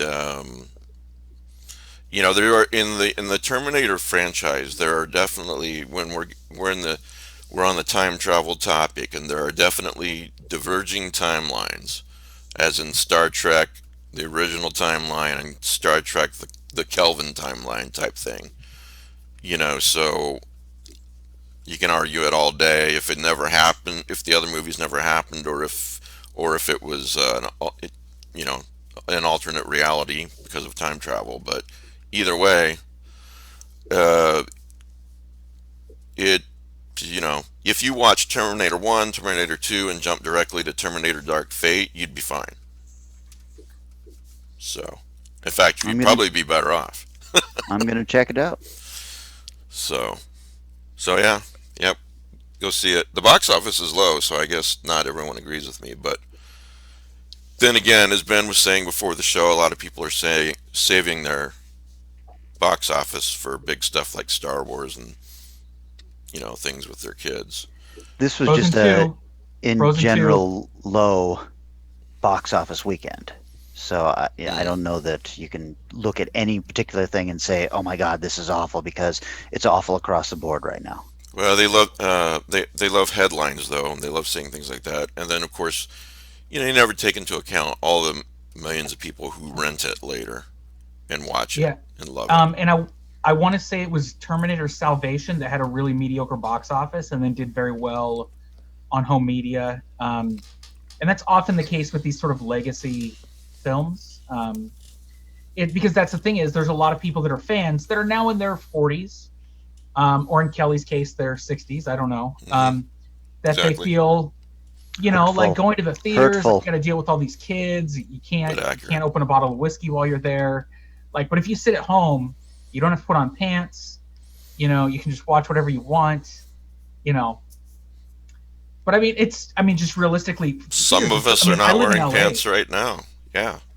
Probably. So I won't say who, but I live in Los Angeles. We're taking my kids to see the movies, and even if I only get them drinks, not popcorn, I mean, it can be like $80, $90, just me and two children. yeah, So I really do have to kind of pick which films we go see in theaters, and they're going to pick every time. They're going to pick whatever Avengers film comes out. Which, I mean, if it were up to me, we would never see those. But Okay, so you remember watching? Probably not. You all are too young. Married with Children had this episode where the Bundys went up to a movie theater counter and started ordering all this popcorn and drinks and stuff. And the guy said, "How much is it?" He says, $100. They like had a mouthful of popcorn and put it back. Said, "We don't want this stuff." Amusingly, that's exactly the figure I told the cashier last night. She said something about 100. I said dollars. She's like, "Oh no, I was talking about something else." I was like, "Oh, thank God." Well, so I'm not going to say this like this is actually in a hypothetical alternate world. We could have done stuff like have my wife bring a large purse with drinks and snacks in it. Well, it's easier. If we had been those kinds of people who would do such a thing, we could have done that to reduce the cost of a day out at the movie for four. Not that I would ever advocate such a thing. You know what? In all seriousness, I would not advocate it at drive-in theaters because they're disappearing. There's one about 20 minutes from me, and it is absolutely easy as hell at a drive-in theater to smuggle in your own stuff, obviously. But they make next to nothing on the films. Almost all their revenue, their money comes from their net profit comes from you going up there and ordering food. So it really is a dick move if you go to a drive-in theater, especially to do that. So there's my advocacy for drive-in theaters. I'm not one to say, oh my God, you have to see this particular movie in the theater. Okay, now But when I was in high school and they had drive-in theaters, I would never advocate that you have one friend drive into the theater with three of us stuffed into the trunk. yeah, but there was a million of them then. We would never do such a thing because it was wrong. Yeah, there was a million of them then. They weren't disappearing. Alcoholic beverages into the drive-in theater either because we were underage and we would never do such a thing. Yeah. They had drive-in theaters in the 30s? Jesus. Yeah. Anyway, I'm not one to say that you have to see a particular movie in the theater, otherwise you're going to miss out on this total wonderful experience or anything like that. But this particular movie is so action-packed that it is better in the theaters. However, if you wait and see it at home, you're fine too. Yeah, I'm giving it a big thumbs up. 2 thumbs up. So, anyway, I think we spent long enough on that. I heard it. Chapter 2 sucks. Do we need to say anything else? Oh, I heard the monster. I heard the. Go ahead, Rick. I forgot to mention one thing was Castle Rock before, Sure. and it was just they've got to come up with a better way to integrate the neighborhoods in Castle Rock, because every episode, every series, it seems to be some white character has black adopted children. Well, I'm only on episode 2, so I can't comment.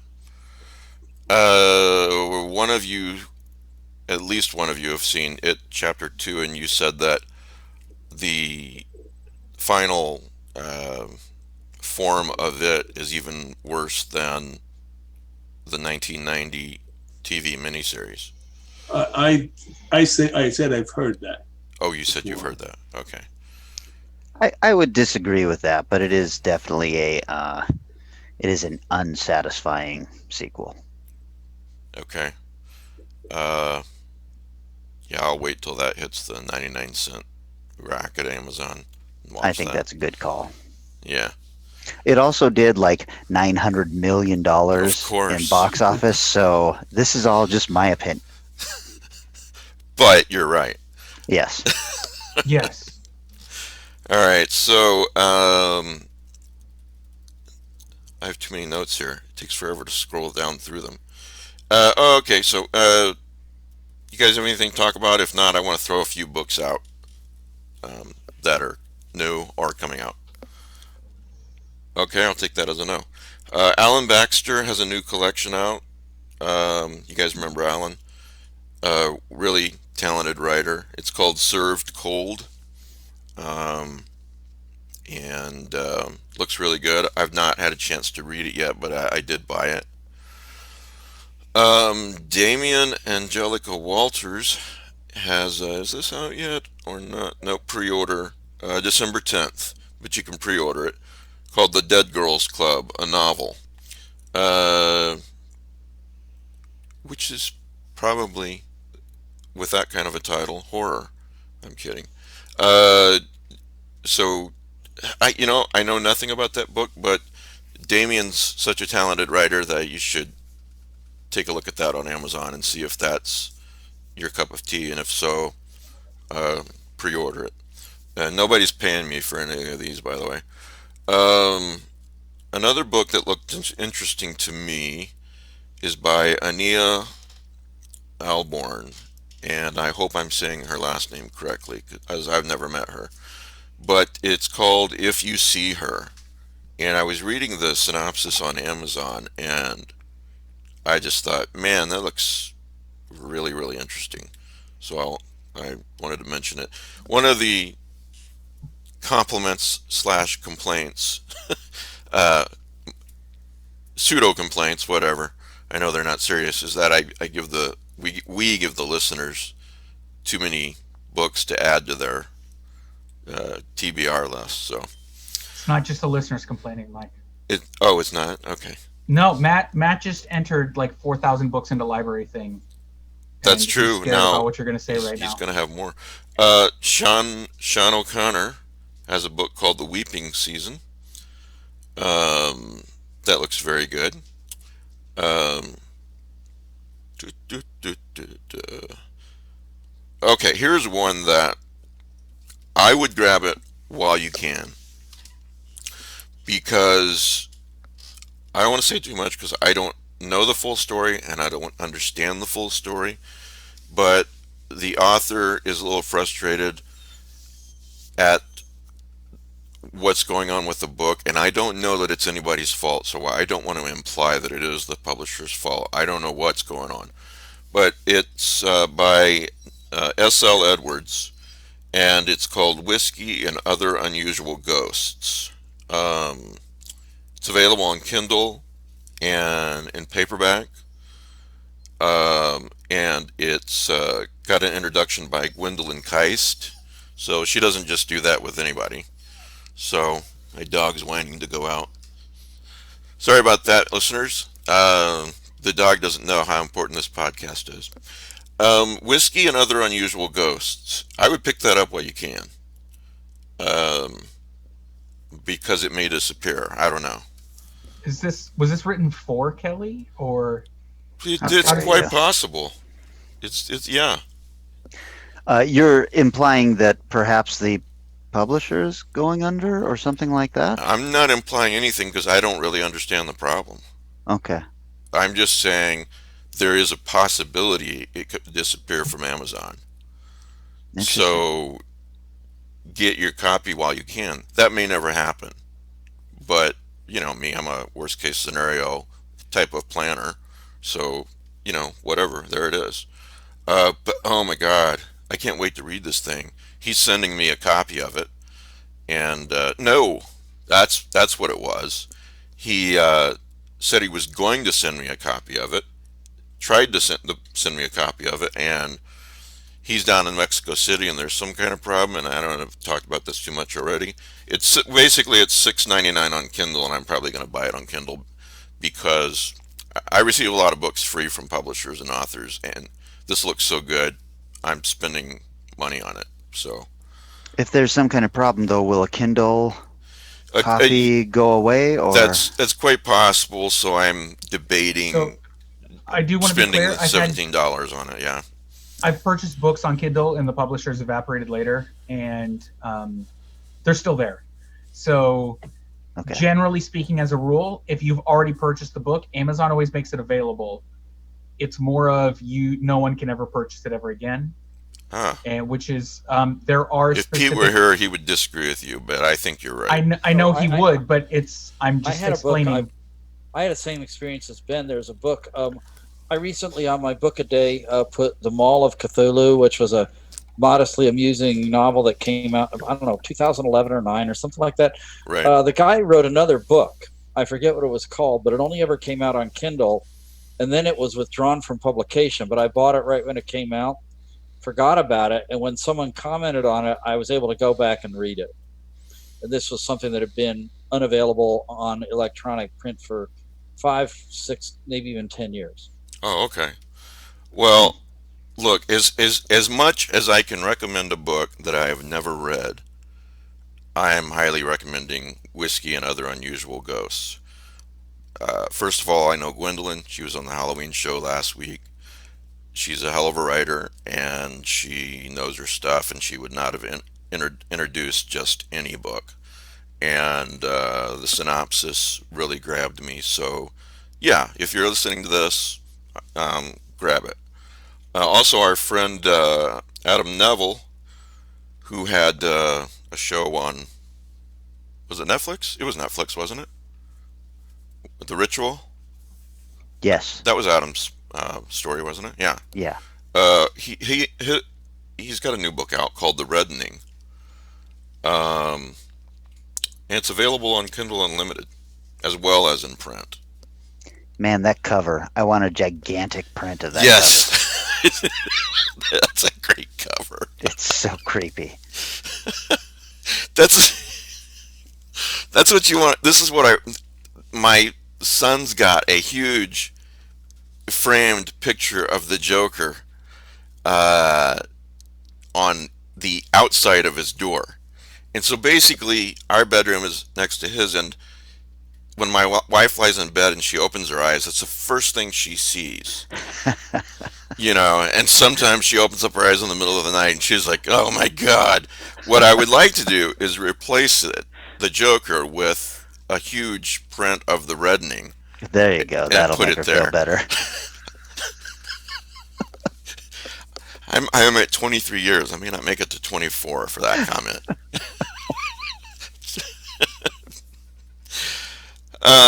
Okay. Anything else before? Let's see here. I can recommend some others next week. I don't want to overwhelm everybody. Oh, I got to recommend this one though. October. The name of the book is October by Michael Rowe, and it happens to be, and I don't know how long this is going to last. Only $1.99 on Kindle right now. And if you just go to Amazon and type in October Michael Rowe, I won't take the time to read this synopsis, but you will, I think, quickly see why this looks like a damn good book. So, yeah, there you go. Anything else, guys? I know you all are excited about the upcoming updated version of the Lois and Clark TV show. Well, actually, Mike, Yes. we watched a movie called The Wailing on eZine Movie Night last night. Yeah. And it was terrific. Oh my gosh, it was so good. Yeah, that's a good one. It's Korean, and there's this kind of incompetent boob of a cop, and he's also got an incompetent partner.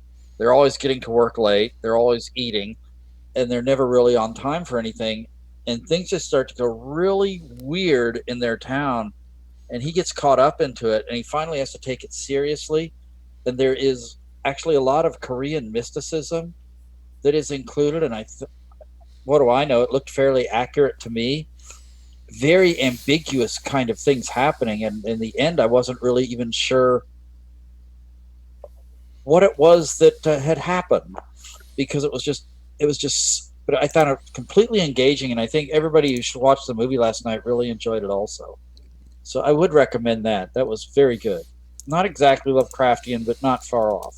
The Wailing. You know what? I've heard about that for years and never seen it. So I'll watch that.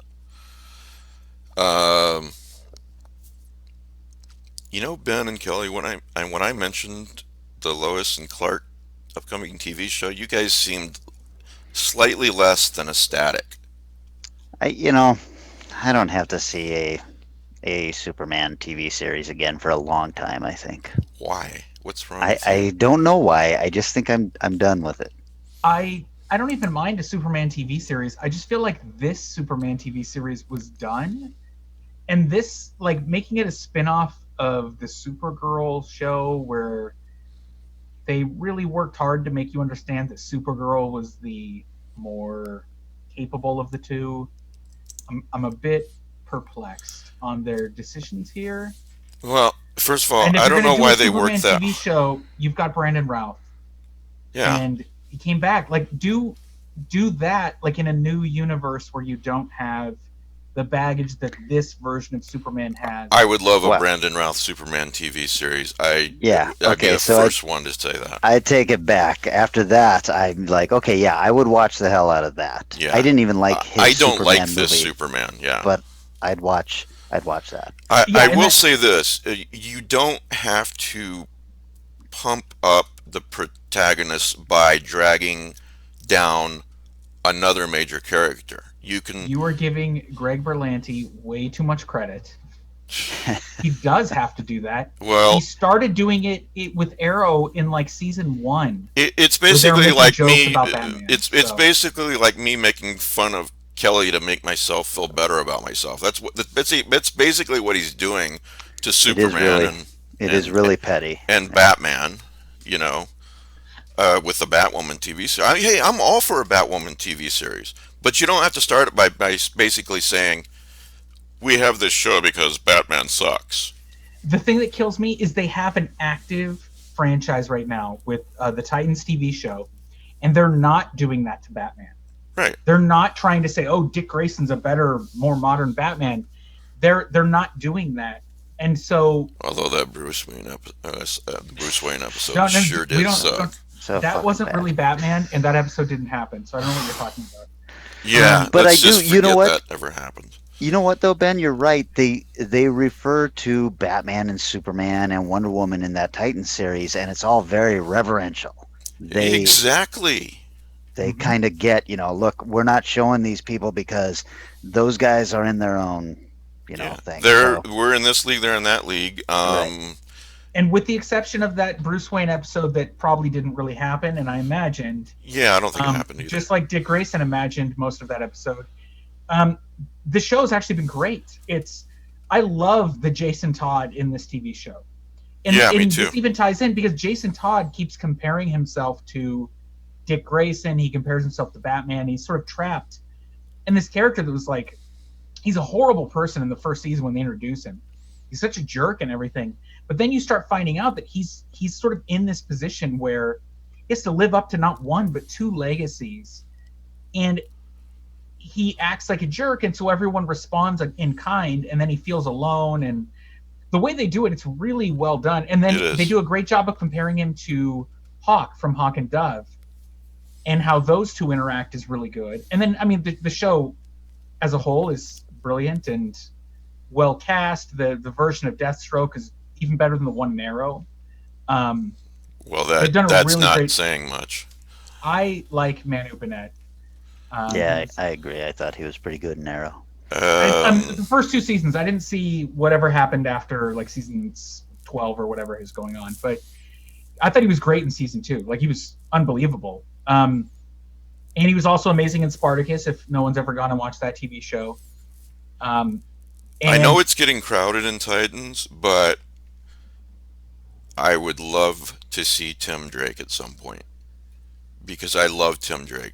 I think he's a great Robin, and he's just this I do super too. smart guy that kind of keeps the computer grease wheels rolling. And I think Jason's only been Robin for like 6 months. yeah, I know it's not A little realistic. early? I'm just saying I love Tim Yeah. Drake. Maybe in like season 5, if Yeah. you know.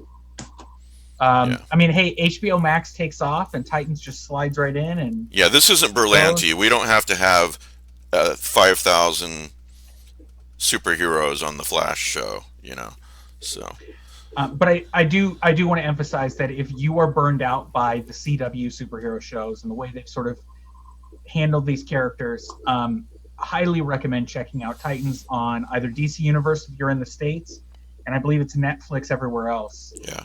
Um, And I want to reemphasize that I am all for a Batwoman show. I'm all for a Supergirl show.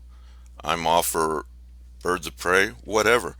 I just it Titans handles it well, as you said, Ben, where they speak of Superman, Batman, Wonder Woman, kind of reverentially, and but you don't have to build up the main character again by tearing the other character down. There's And no possible way that Supergirl is a better hero than Superman when he's been doing this at least 10 to 12 years longer than her.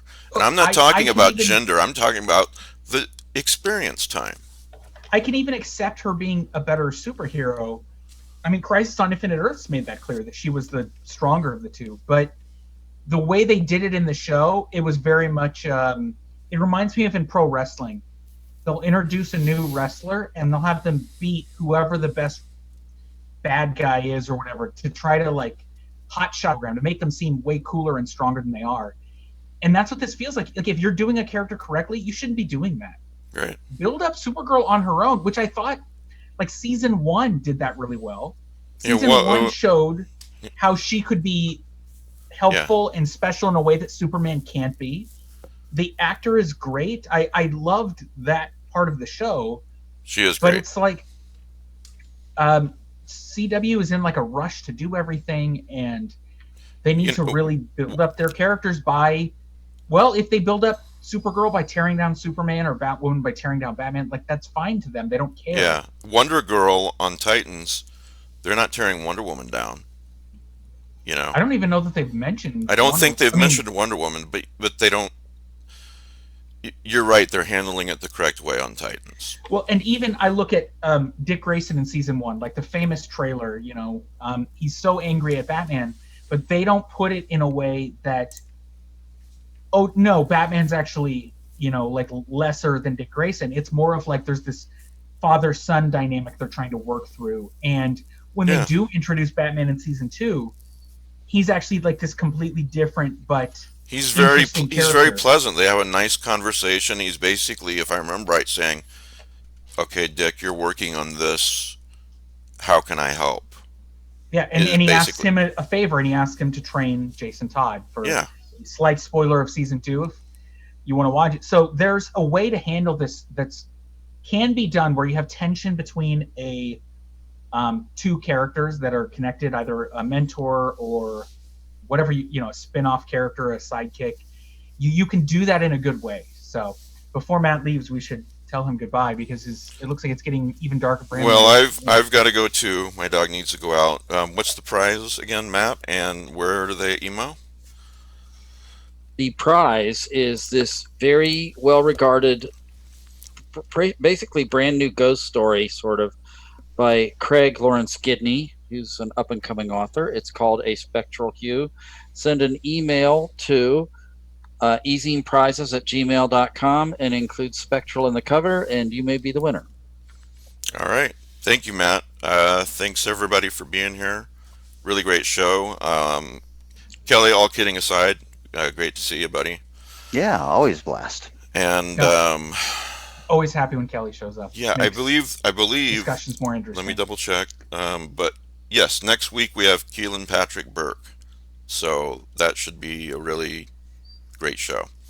So, all right, thanks guys for being here. Thanks everyone for listening and watching, and we will see you next week.